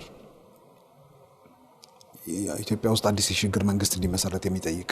አሁን ያ ፓሪስ ላይ የተሞከረው ስብሰባ ተሳታፊ ነበር። ያ የወሰነው አገር ቤት ሌላ ስብሰባ እንዲካሄድ ነበር። ለዚያ አገር ቤት ለታቀደው ስብሰባ የተላከው የኛ የመጀመሪያው ልዑክ ታሰረ። እሱ በመታሰሩ ምክንያት እኔም ሄጄ ለቀናት ማዕከላዊ እስር ቤት ነበርኩ። አቶ ኢብሳ ኦነግን ወክለው ሲሄዱ ከኤርፖርት ተቀበሏቸው፣ አሰሯቸው። እርስዎ ደግሞ እሳቸውን አስፈታለሁ ብለው ነው የሄዱት። እንግዲህ እርሳቸውም የኦነግ መሪ ናቸው። እርሶም የኦነግ እንደውም ከእርሳቸው በላይ ሁለተኛ ሰው ነው የነበሩ ሰው ነዎት። እርሳቸውን ያለቀቁ ሰዎች እንዴት ተስፋ አደረጉ? እርሶ ፕሮቴስት ነው ተቃውሞ ነው እንጂ መፍትሄ ይኖራል ብዬ ወይም የሚረባ ውጤት ያመጣል ብዬ አልነበረ። ደግሞ የምንታገልበትን ሁኔታ መቀያየር አለብን። የተለመደ አስተሳሰብ ቢቀር እና አዲስ ክሪኤቲቭ የሆነ ሁኔታዎችን ኤክስፕሎር እንድናደርግ ፈልግ ነበር። ድንገት የአስተሳሰብ ለውጥም በእኛም መካከል በእኛም ውስጥ በኦነግ አመራሮች ውስጥ ሁኔታዎች ተለውጠዋል። የምንታገልበትም አኳኋን እንደዚሁ መቀያየር አለብን። ከጊዜ ወደ ጊዜ አዲስ የሆኑ ነገሮችን ማድረግ አለብን የሚል አስተሳሰብ ያኔም እያደረብኝ ስለመጣ ነው ያን የእብድ ሰው ስራ የሚመስል እርምጃ የወሰድኩት። ግን ፓሪስ ላይ ያን ነገር ኢትዮጵያ ውስጥ ገብተን የሽግግር መንግስት እንመሰርታለን ስትሉ የሽግግር መንግስት ውስጥ የነበሩ አባላት ሁሉ የሂደቱ አካል ነበሩ። ግን አገር ቤት ሲመጡ ደርሱ ተባረዋል። ስለዚህ ማን ዋስትና ስለሰጣችሁ ነው? እናንተም ብቻ አይደላችሁም፣ ኢህአፓዎችም መኢሶኖችም ልኡካን ልከዋልና ዋስትና የሚሰጥ አካል ነበር? እንደው ምንም አልነበረም።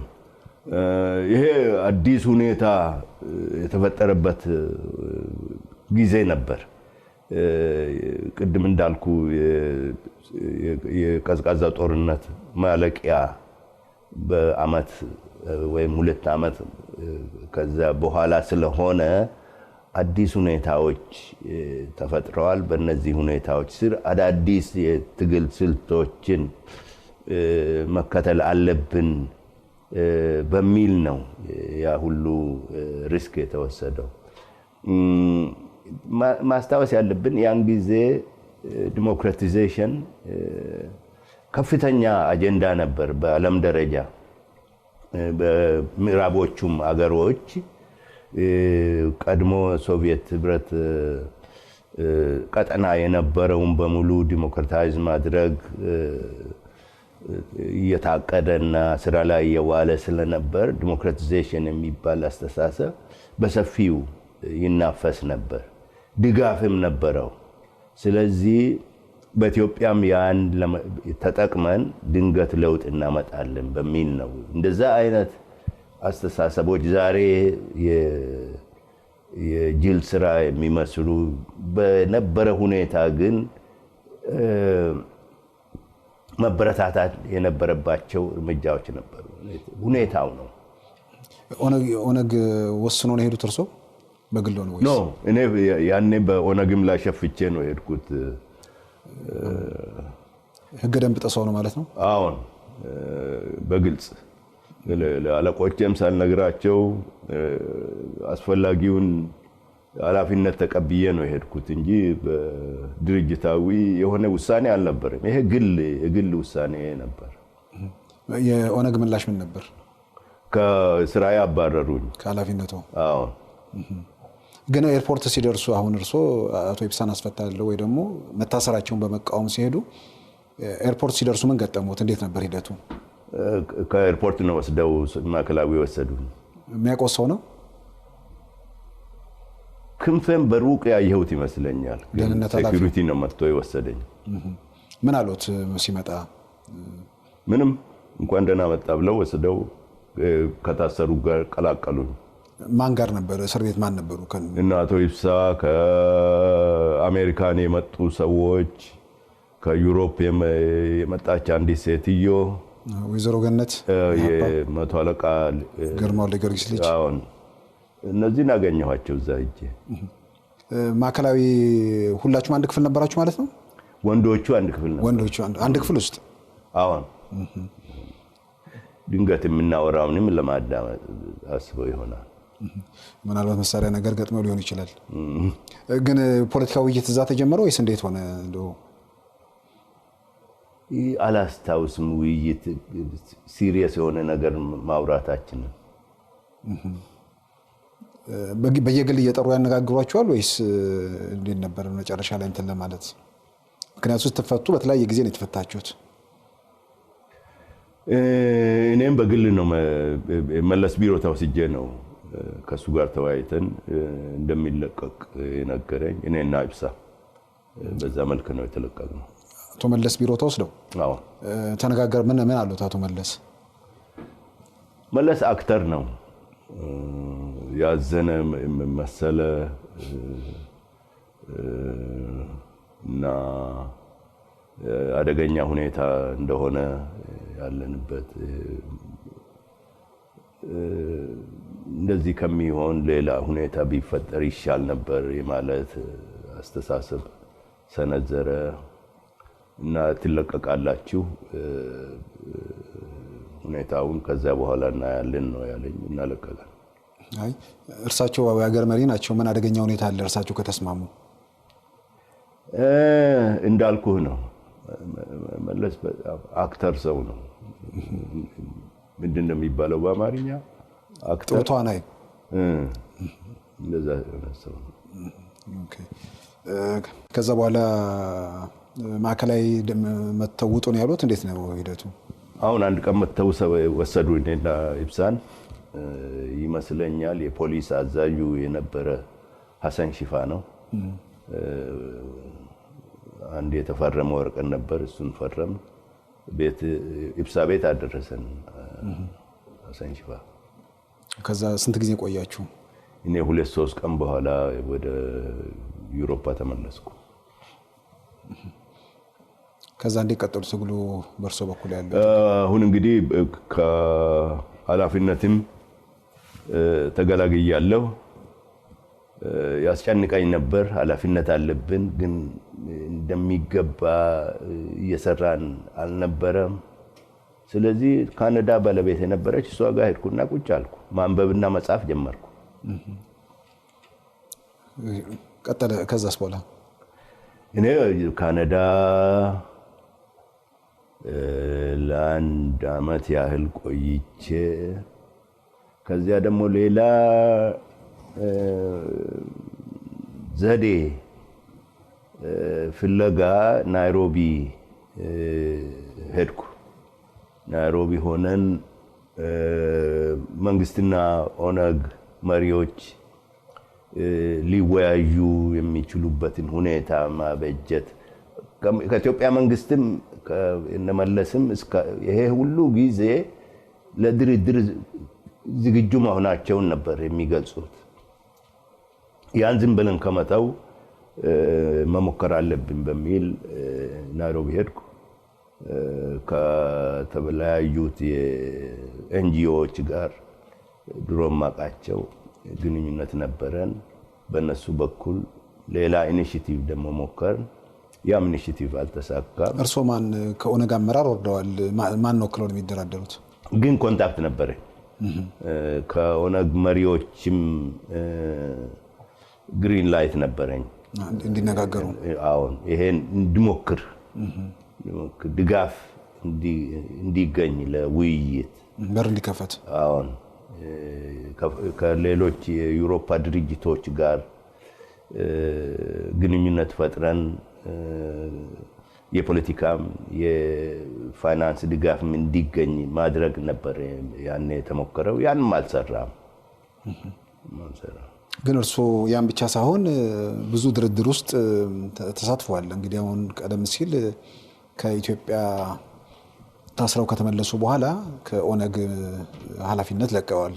በተራ አባልነት መቀጠሉ እንደተናገሩት ግን ብዙ ድርድር ላይ እርስዎ ይሳተፋሉ። ለምሳሌ የሽማግሌዎች ቡድን የሚባል ቡድን 1 እና ቡድን 2 የሚባሉ ነበሩ። ከሁለቱም ጋር ይነጋገሩ ነበር። ሽማግሌዎቹ እነሱን ኢኒሺቲቭ ውስጥ አልነበርኩም። ግን አንድ ቦታ ላይ ራሱ ዊኪሊክስ ላይ የወጣ አንድ መረጃ ላይ በፕሮፌሰር ኤፍሬም እና በፓስተር ዳንኤል የሚመራው ቡድን ውስጥ በተደረገው ድርድር እርስዎ፣ ዶክተር ዲማ፣ አባብያ መሳተፋችሁን ይገልጻል። ይሄ እየታሰበ የነበረ ነው እንጂ እኔ ከኦነግ አመራር አካል ከለቀኩ በኋላ ወይም እንድለቅ ከተነገረኝ በኋላ ኦነግ ወክዬ በምንም አይነት ድርድር አልተሳተፍኩም። ኦነግን ላይ ወክሉ ይችላሉ። በግል ከነዚህ ሰዎች ጋር አልተገናኙም። ለማቀናጀት ከነ ፕሮፌሰር ጋር ግንኙነት ነበር፣ ዛሬም አለኝ። ግን ያኔ በተቀናጀበት ሰዓት እናንተ ከተነጋገራችሁ በኋላ አባብያ ወደ ሀገር ቤት ተመለሱ ነው የሚለው ወዲያውኑ። ያ የተለየ ጉዳይ ነው። ያ ኦነግንና መንግስትን ለማደራደር የታሰበ ጉዳይ አልነበረም። ፕሮፌሰር ኤፍሬም ከሁሉም ጋር ነው የሚነጋገሩት እና እሳቸው አዲስ አበባ ሄዱ ቁጥር ያገኙትን ሰው ከኛ ጋር ለማስታረቅ እንደሚሞክሩ ዛሬም እየሞከሩ ነው። ግን በኦሮሞ ምሁራን ወይ ደግሞ በኦሮሞ ፖለቲከኞች ዘንድ ፕሮፌሰር ኤፍሬም እውቅና ማለት ተአማኒነት ስለሌላቸው እና አምባሳደር ብርሃኑ ዲንቃ የነሱ እና ቄስ ይተፋጉ ያሉበት ያን ጉዳይ አውቃለሁ። አልተስማማሁበትም። ለኦነግ አባሎች እነኚህ አቶ ብርሃኑም ሆኑ ቄሱ የኢትዮጵያ ዜጋ ናቸው። መለስ በሚያስተዳድሩ አገር ውስጥ ነው የሚኖሩት እና በኦነግ ላይ ግፊት ለመፍጠር ይችላሉ። በመንግስት ላይ ግን ምንም አይነት ግፊት ለመፍጠር አይታሰብም።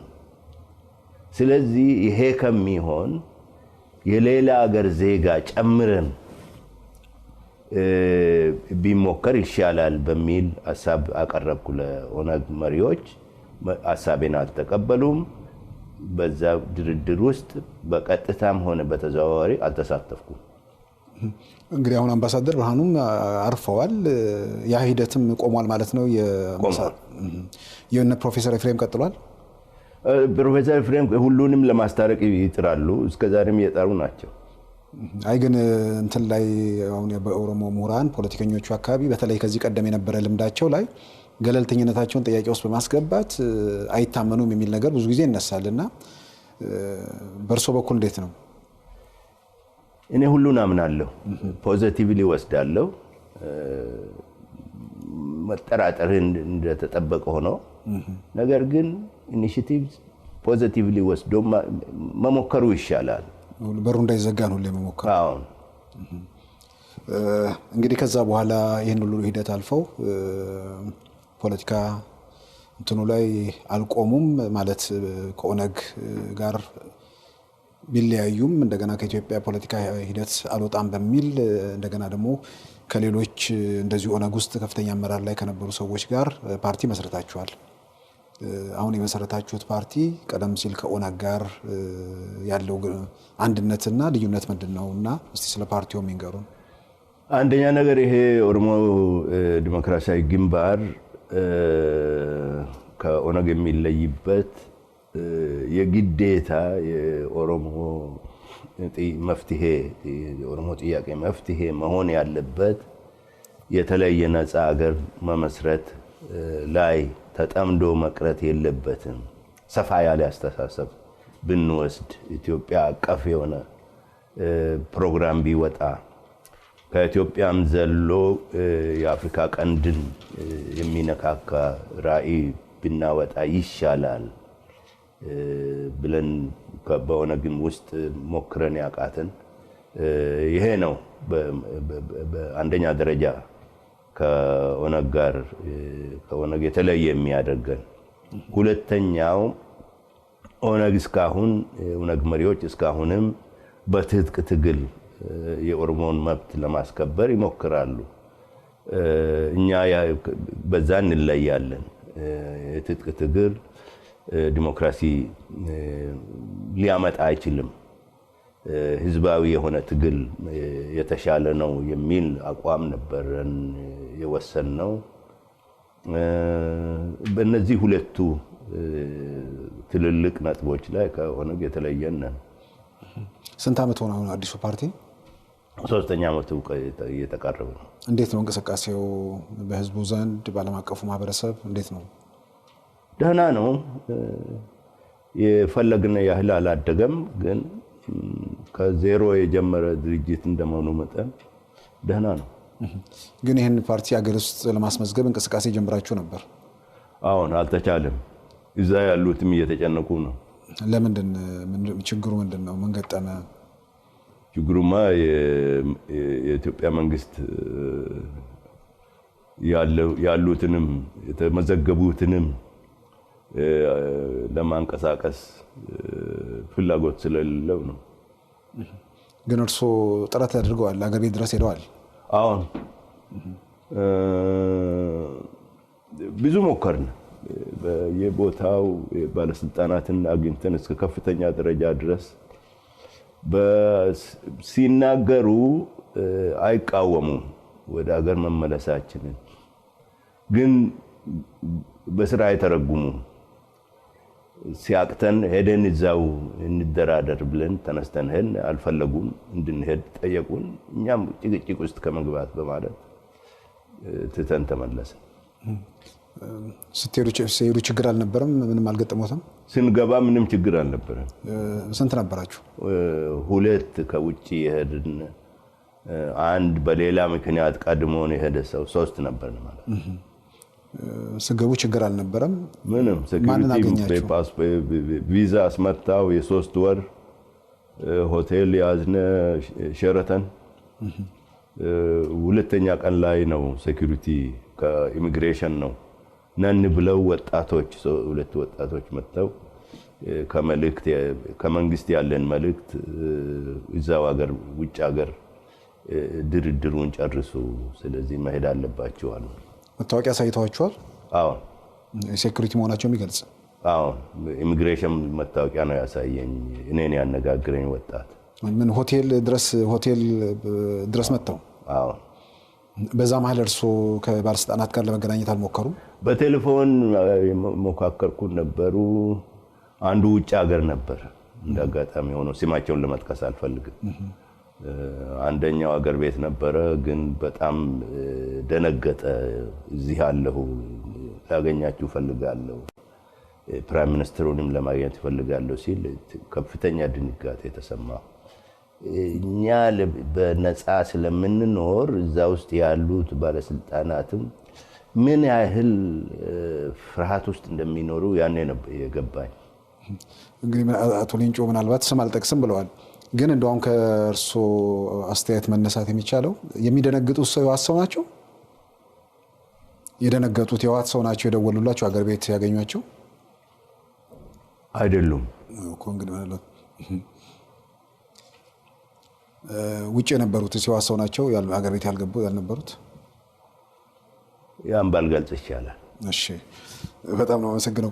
እንግዲህ እዛ ቆዩ። የሴኩሪቲ ሰዎች መጥተው ድርድራችሁን እዛ ሀገር ሆናችሁ ጨርሱ አሏችሁ። ወዲያ ወጡ። ጠዋት ገና ከእንቅልፍ ሳንነሳ ነው በእንትን በስልክ ሰው ይፈልጓቸዋል ብለው ከሪሴፕሽን የጠሩን። ስንወርድ 2 ወጣቶች ነበሩ። አንደኛው ወንበሩን ለቆልኝ ቁጭ ብዬ መልእክቱ ተነገረን። ከዛ በኋላ ትኬት መፈለግ ነው የጀመርነው። ያ ማታ ነው የወጣ ነው። የዛን ዕለት ማታ ወጡ። እዛ የምንቆይበትም ምክንያት የለም። የፈለግነው ለውይይት ነው። ውይይቱ ካልተካሄደ እዛ መቆየቱ ምንም ዋጋ የለውም። እንግዲህ እርሶ ይሄ ሲሆን ከምርጫው በፊት ነው ከምርጫው በኋላ ነበር? 3 ወራት ሲቀር ለምርጫው አንድ በእኛ በኩል ድንገት የጊዜው ሁኔታ በጣም ውጥረት በነበረበት ጊዜ መሆኑን ነው። ግን ምርጫውን እንደሚያሸንፉ ሁሉም ያውቃል፣ እነሱም ያውቃሉ፣ ህዝቡም ያውቃል። ለምን ውጥረት እንደሚሆን አይገባኝም ለማስመሰል ካልሆነ በስተቀር። እና አሁን አገር ቤት እንግዲህ እርሶ ከወጡ በኋላ ያው ምርጫውን ቀደም ሲልም ጠቅሰውታል፣ 100% ነው። ግን ደግሞ ኦሮሚያ ውስጥ ከምርጫ 97 ምናልባትም በጣም በበለጠ መንገድ በሚባል ቪዲዮዎቹን አይተናል። ኦፌኮ ኦሮሚያ ውስጥ እየተንቀሳቀሰ የጠራቸውን ህዝባዊ ስብሰባዎች ታይተዋልና ከፍተኛ ህዝባዊ እንቅስቃሴ ነው የታየው። ያ ህዝባዊ እንቅስቃሴ መጨረሻ ላይ ውጤቱ ኦፌኮ ምንም ወንበር አላገኘምና እንግዲህ የሽግግር መንግስቱ ላይ እርሶ 84 ጀምረውታል፣ እየባሰ መጣ ብለዋል። አሁን ደግሞ ምርጫውንም ውጤት 100% አዩ። አሁንም ተመልሶ እንዲህ አይነቱ ነገር የሞከር ተስፋ አለ? አሁን ባለ ሁኔታ መሞከሩ ምን ዋጋ የለውም። ግን በር ማንኳኳት መቀጠል አለብን። እነኚህ ሰዎች ለራሳቸውም ብለው ሁኔታቸውን ቢያሻሽሉ ይሻላል። ይሄ ለነሱም ዞሮ ለነሱም አይበጅም። ለውጥ እንዴት ሊመጣ ይችላል በሚለው ላይ ከለፈ ታሪካችን ብንማር ይሻላል። የኔ ትውልድ ብዙ መስዋዕትነት የከፈለ ትውልድ ነው። ከዩኒቨርሲቲ ተመርቆ ደህና ኑሮ ሊኖር ሲችል ጫካ ገብቶ ተዋግቶ የተሰዋ በብዛት የተሰዋ በከተማዎቹም ህይወቱም በማይሆን ሁኔታ ያጣ ትውልድ ነው። ነገር ግን በጣም የፈለግነው እስከዛሬ ስራ ላይ አልዋለም። ያም ዲሞክራሲያዊት የሆነች አገር እንድትፈጠር ነው። የዲሞክራሲያዊ ስርዓት አልተፈጠረም። ለምን ብንል የተጓዝንበት መንገድ ራሱ ወደ ዲሞክራሲ ማያመራ ከጅምሩ ከአንድን ዲክቴተርሺፕ በሌላ ዲክቴተርሺፕ የሚተካ እንጂ ዲክቴተርሺፕን በዲሞክራሲ የሚተካ ሳይሆን ነው እስከዛሬ የቀረነው። ስለዚህ ዞር ብለን የትግሉን አካሄድን ብናይ ይሻላል። ለውጥ ማለት ምን ማለት ነው ብለን ብንመረምር ይሻላል። ለውጥ እስከዛሬ ያለውን ስርዓት ደፍቶ እርግፍ አድርጎ ትቶ አዲስ መገንባት ሆኖ ተወስዷል። ይሄ 2-3 አጋጥሟታል ያችን ሀገር። እንደገና ሊመጣ ይችላል ያስፈልጋል የሚለውን በደንብ መወያየቱ አስፈላጊ ነው። በሰፊው ሁሉንም በሚያካትት ሁኔታ ሰፋ ያለ ይሄ ደግሞ በር ዘግቶ የሚካሄድ የምስጢራዊ ውይይት ሳይሆን በሰፊው ህዝቡም የሚሰማው ህዝቡም የሚተቸው አይነት ውይይት ብናካሄድ ነው። ስልጣን ላይ ያሉትም ፈቃደኞች ከሆኑ እነሱንም የሚጨምር ሆኖ ካልሆነ በስተቀር የኢትዮጵያ ሁኔታ በጣም በጣም አደገኛ ሁኔታ ላይ ደርሷል። በጣም አዲስ ትራንዚሽን ነው የሚሉት። ትራንዚሽን በለው ሌላ ስም አምጣለት፣ ግን ለውጥ አይቀርም፣ ይመጣል። ስልጣን ላይ ያሉ ሰዎች ለውጥን ለማስቀረት ነው ሁልጊዜ የሚጥሩት እና ለውጥ ደግሞ አይቀሬ ነው። የሰው ልጅ ታሪክ አካል ነው። ዞሮ ዞሮ አንድ ነገር ይለወጣል። ከዚህ በፊት የነበሩት ከፍተኛ ስልጣኔዎችም ወደሙ፣ በሌላ ተተኩ። አገዛዝም እንደዚህ ሆኖ ስለዚህ እነኚህን ከነሱም ሰዎች ይኖራሉ ብዬ ነው የማስበው። ሁሉም አንድ ዥንጉርጉር ነው ሁሉም። ከነሱም ለውጥ ፈላጊ ሊኖር ይችላል የሚለውን ባንሰርዘው ይሻላል። ከነሱም ውስጥ ከተገኙ በጎ አስተሳሰብ ያላቸው ይኖራሉ ብለን አስበን በዚያ ላይ ተመስርተን የሚቀጥለው ምን መሆን አለበት? አሁን በግልጽ የኢትዮጵያ መጪ እድል ወይ ዲሞክራሲ መጎናጸፍ ወይም እንደ ሲሪያ እንደ ሶማሊያ መሆን ነው። ከዚህ ውጪ ምንም የለም። እንደ ሶማሊያ ወይም ሲሪያ መሆን ደግሞ በጣም አሰቃቂ ሁኔታ ነው። ያ በህልማችንም ለማየት ማንፈልገው ስለሆነ ካሁኑ ያን እንዳይደርስብን በህዝቦቻችን ላይ እንዳይደርስ ለማድረግ ሁሉም ተሳትፎ ያለበት አስተሳሰብ መፍለቅ አለበት። ይሄ ነው መፍትሄ ብለን እኛ ለማምጣት አንፈልግም። የኛ የምንመርጣቸው ነገሮች አሉ። ነገር ግን አብረን ሀሳብ ማፍለቅ አስፈላጊ ነው። በኢትዮጵያ ጉዳይ ላይ ያው ከሌሎች ኃይሎች ጋር ተባብሮ ሀገሪቱ የጋራ ስለሆነች በጋራ መፍትሄ እንፈልግ ነው ጥሪው። መንግስት ኢህአዴግ ነው፣ ኢትዮጵያ ግን የሁላችን ነች እና ያገባናል። እነሱ ብቻ አይደለም፣ እኛንም ያገባናል። ይሄ ነው መረዳት ያለባቸው። ይህን በተመለከተ እንግዲህ ኦዴግ ከኢትዮጵያ ኃይሎች ጋር ለመስራት እየሞከረ ነው ወይ እየሰራ ነው? ምን እያደረገ ነው? ከኛ በኩል ከሁሉም ኃይሎች ስልጣን ላይ ካሉትም ጋር በራችን ክፍት ነው። ውይይት ለማካሄድ እንፈልጋለን። ፈቃደኞች ከሆኑትም ጋር ውይይት ማድረግ ጀምረናል። አዲስ ሁኔታ ነው። የተለመዱ ባህላዊ የሆኑ የፖለቲካ አቋሞች አሉ። ምንድናቸው? ብዛት አላቸው። አንደኛ ነገር ያለውን ስልጣን መገርሰስ፣ በኃይል አውርደ በሌላ መተካት፣ ካለው ስርዓት ጠቃሚ የሆኑ ነገሮች አሉ ወይ ብለህ ሳትጠይቅ ሁሉንም ኮንነህ ማርገፍ፣ ደግሞ አሸናፊ ሁሉን ነገር የሚቆጣጠር ምንም ለሌላ የማይተው እነኚህ ባህላዊ ሆነዋል። አሁን የኔ ትውልድ በኢትዮጵያ ፖለቲካ ውስጥ ካስገባቸው አስተሳሰቦች ባህላዊ የሆኑ ናቸው። እነኚህ መጨረሻ ላይ በጣም አደገኛ ባህላዊ የሆነ አስተሳሰብ እኔ ስልጣን ከተቆጣጠርኩ ዲሞክራሲ ሰፍነዋል፣ በእኔ ስር ዲሞክራሲ አለ፣ እኔ የበላይነት ካገኘው ዲሞክራሲ ማለት ያ ነው። ይሄም ትክክል አይደለም። ዲሞክራሲው ለራስ ነው ማለት ነው። አሁን ይሄ በጣም ሰፊ ያሉ ሳናስባቸው የምንፈጽማቸው ለዲሞክራሲ መስፈን እንቅፋት የሆኑ አስተሳሰቦች አሉ። እነኚህን አስተሳሰቦች ሁላችንም ረጋ ብለን ቆመን አይተን መጀመሪያ ራሳችንን ማስተካከል ነው የሚያስፈልገው። አሁን ስለ ሰብአዊ መብት ጥሰት ሁልጊዜ እኛ ስልጣን የሌለን ቡድኖች እናወራለን።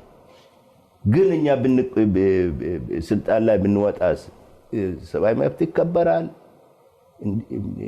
እንዲከበር የሚያደርግ ስርዓት እየፈጠርን ነው፣ ባህል እየፈጠርን ነው። በድርጅቶች ውስጥ ዲሞክራሲያዊ ስርዓት አለ። ዲሞክራሲያዊ ስርዓት የሌለው ቡድን ዲሞክራሲን ለማስፈን ይችላል። እነኚህን ሁሉን በሰፊው ማጥናትና የሚያስፈልገውን እርማት ማድረግ በጣም በጣም አስፈላጊ ነው። ከኢትዮጵያ ኃይሎች ጋር እንዳሉት አጠቃላይ ኢትዮጵያን ችግር በጋራ ለመፍታት ስልጣን ላይም ካለው ከሌሎችም ጋር በራችን ዝግ አይደለም፣ አብረን ለመስራት ዝግጁ ነን ነው እርስዎ የሚሉት። በሌላ በኩል እንግዲህ አሁን ኦሮሚያ ውስጥ ከተፈጠረው ህዝባዊ እንቅስቃሴ ጋር በተያያዘ ዓለም አቀፉ ማህበረሰብም ሁኔታውን በትኩረት እንደሚከታተል እየሰማን ነው። ከዓለም አቀፉ ማህበረሰብ ጋር ያላችሁ ግንኙነት ምንድን ነው? አሁን እንደ ድሮ የውጭ የዓለም ይሄ ያልከው ኢንተርናሽናል ኮሚኒቲ የሚባለው ማለት አሜሪካና ዩሮፓ ማለት ነው አይደል? ስለ ቻይና አናነሳ፣ ስለ ራሽያ አናነሳ፣ ስለ ኢንዲያ አናነሳ፣ ስለ ጎረቤቶቻችን ቻይና፣ ሱዳን፣ ኬንያ አናነሳ። ኢንተርናሽናል ኮሚኒቲ ወይም የዓለም ህብረተሰብ ነው ያልከው፣ ዓለም አቀፍ ማህበረሰብ። አዎ ዓለም አቀፍ ማህበረሰብ የሚባለው አሜሪካና አሜሪካ የሚመራቸው ምዕራባውያን ማለት ነው። እነዚህ ለጥቅማቸው ነው ሁሉን ነገር የሚያደርጉት። ለጥቅማቸው ሲያስፈልግ አንድ መንግስት ይደግፋሉ፣ ጥቅማቸውን የሚጋፋ ከሆነ ይቃወሙታል። የሚቃወሙት መንግስት የምትቃወም ከሆነ ከነሱ ጋር ነው። የሚደግፋቸው መንግስት ጥቅማቸውን እያሟላ ካለው መንግስት ጋር የምትጋጭ ከሆነ በየሰበቡ ያን መንግስት ትክክለኛ መሆኑን ሊያሳምኑ ይሞክራሉ እንጂ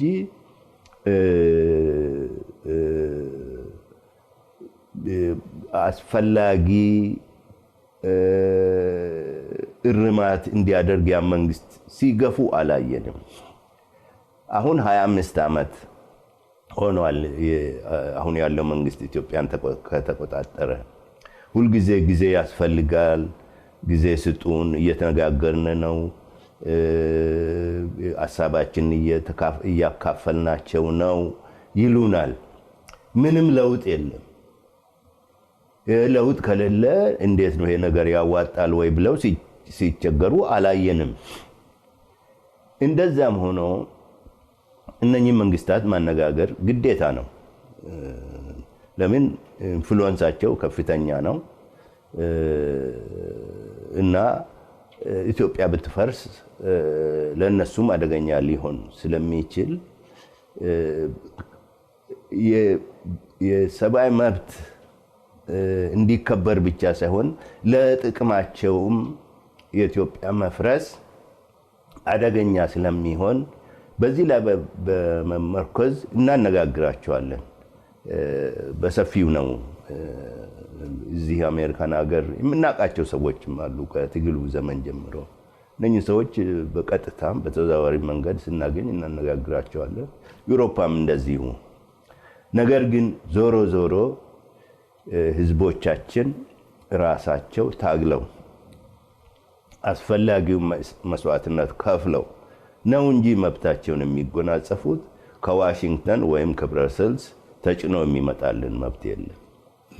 ይሄን ማነሳው ምንድነው እንዳሉት ለጥቅማቸው ነው የሚለውን ነገር ብዙ ጊዜ ተደጋግሞ ይነሳል። በሌላ በኩል ደግሞ ስልጣን ያለው ቡድን መንገዳገር ሲጀምር ሁሉንም እንቁላል አንድ ቅርጫት ውስጥ አያስቀምጡትምና በተለይ ኦሮሚያ ውስጥ የሚደረገው ነገር ከታየ በኋላ ትንሽ ሁኔታዎችን እንደገና መገምገም ነገርም ይታያል የሚል ነገር ስለተነሳ ነው ይሄን ማነሳው።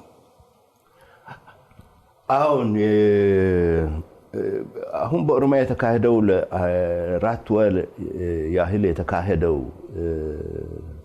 አመጽ በዛ ሀገር ታሪክ ታይቶ የማይታወቅ ነው። በሰሜን አፍሪካ ተካሂዶ የነበረው አመጽ ይሄን ለዚህን ያህል ጊዜ አልተካሄደም። ስለዚህ የውጭ መንግስታትን ኢንትረስት መሳቡ የማይቀር ነው።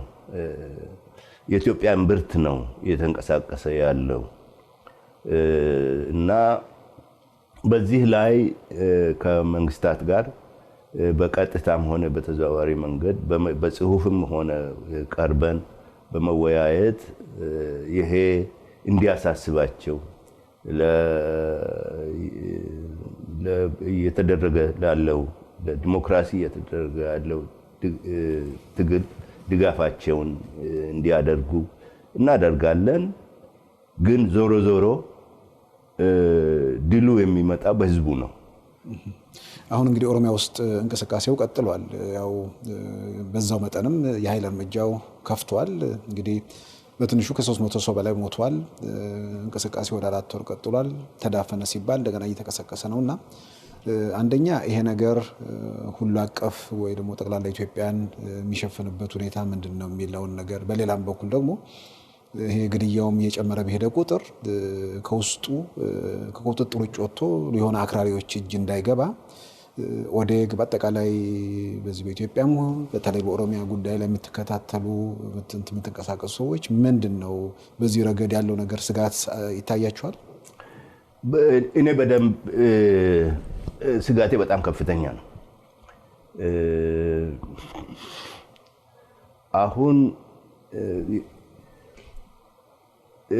ያለ የሚታወቅ ማዕከላዊ የሆነ መሪ ድርጅት እየተካሄደ ያለው ትግል በአንድ በኩል ጥንካሬ ነው።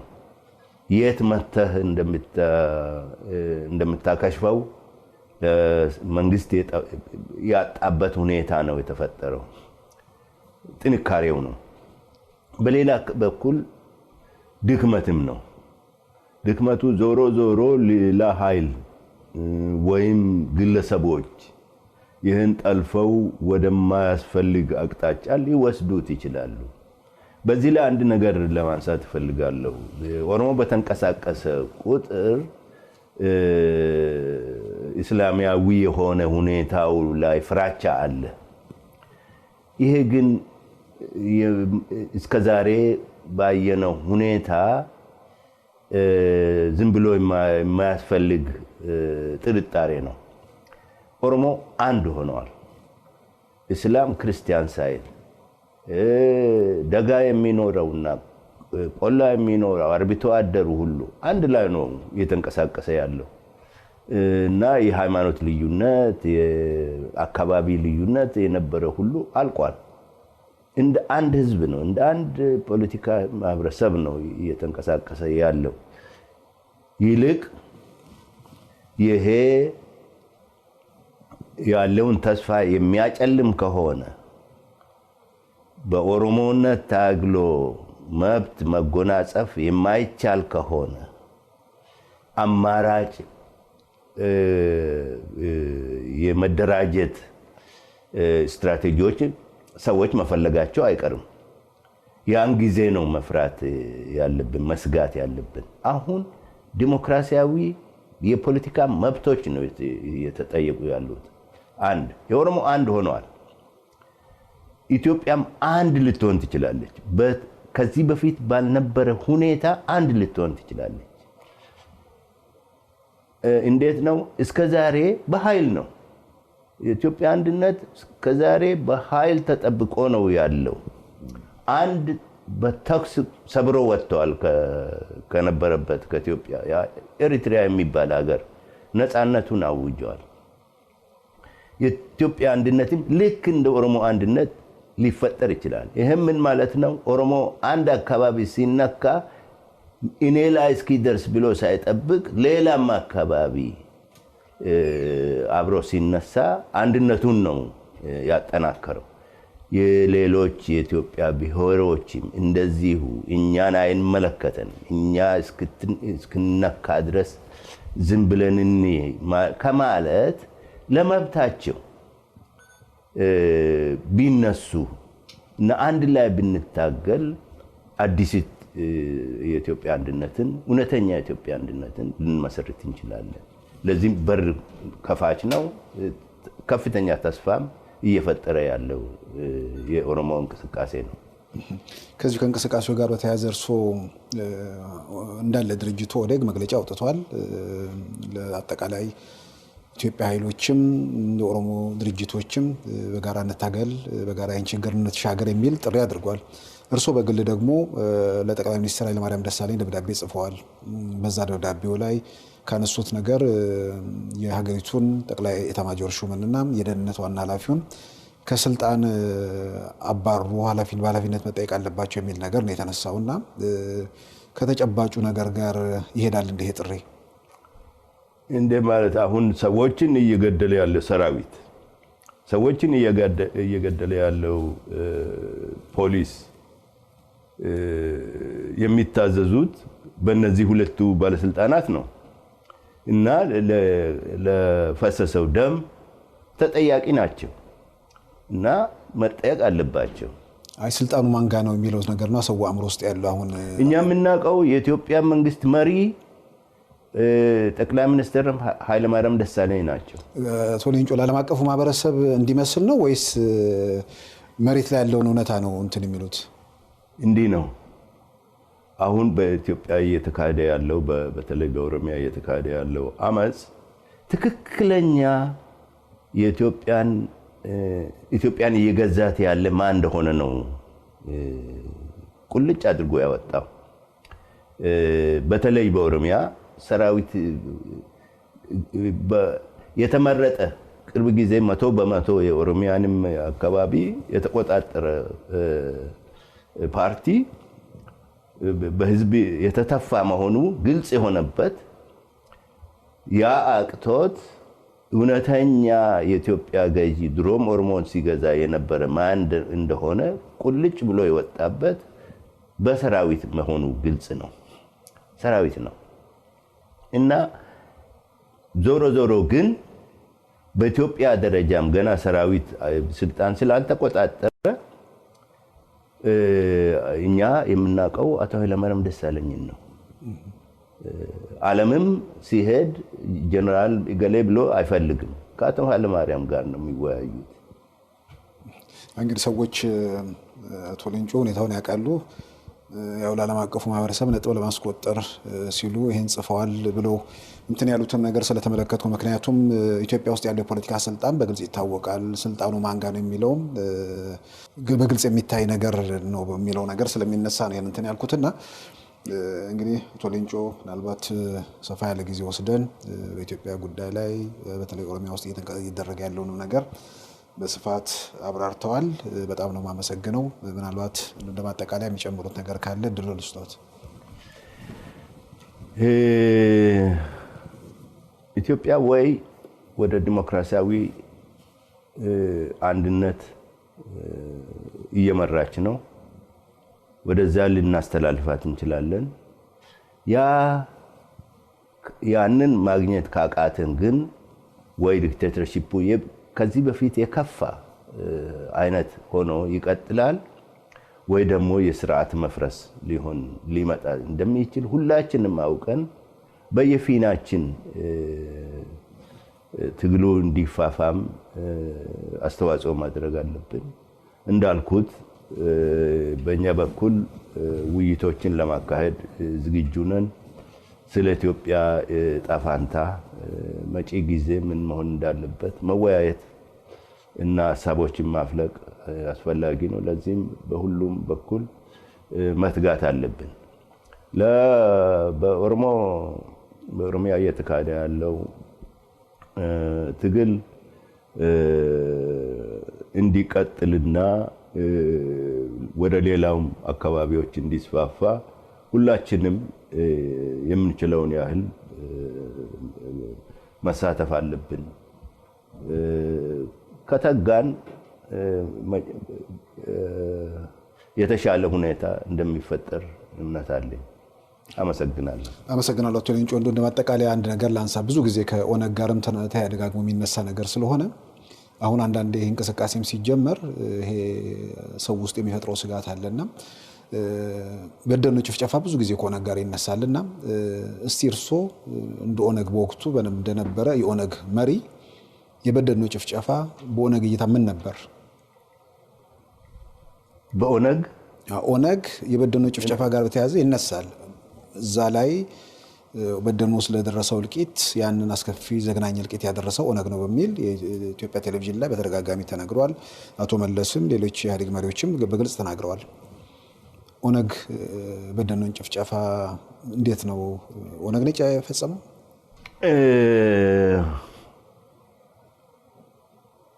እኔ ኦነግ እንደ አይነት ጭፍጨፋ የሚፈጽምበት ምክንያት አይታየኝም።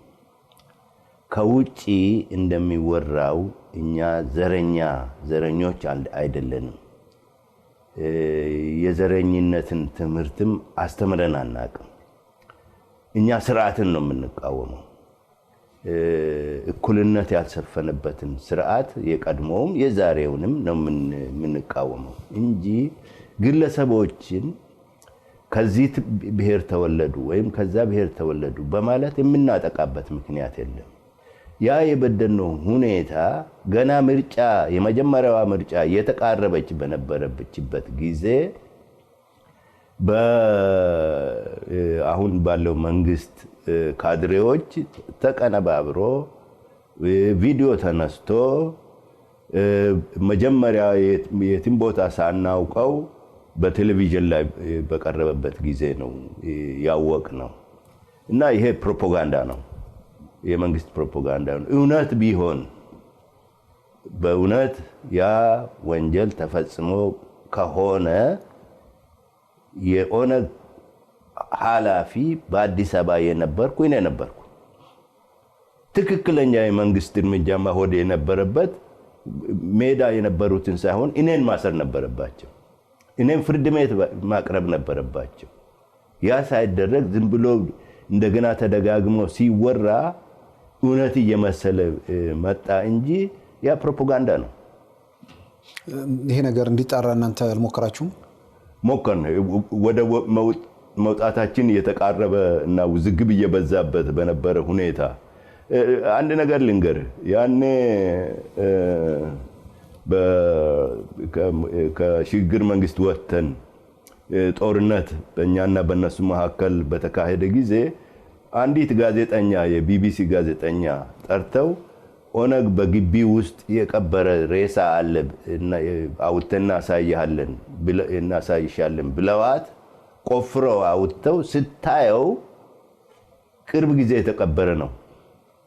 ሳምንት ኦነግ ከወጣ ሳምንት አልፏል።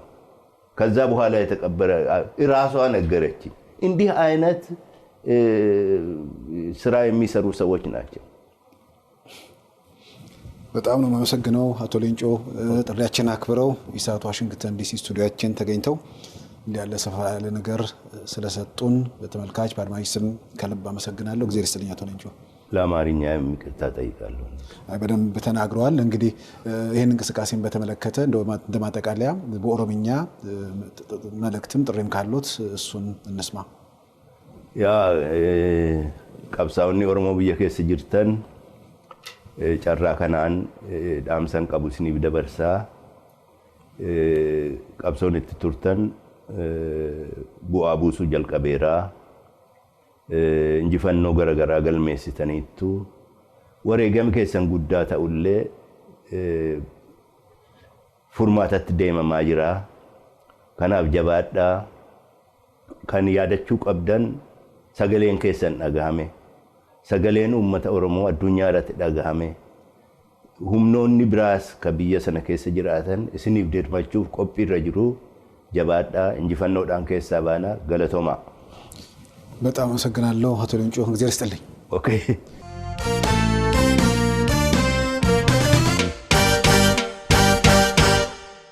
ክቡራን ተመልካቾቻችን ሌንጮ ለታ ጋር ያደረግነውን ሰፊ ቃለ ምልልስ በዚሁ ያጠናቀናል።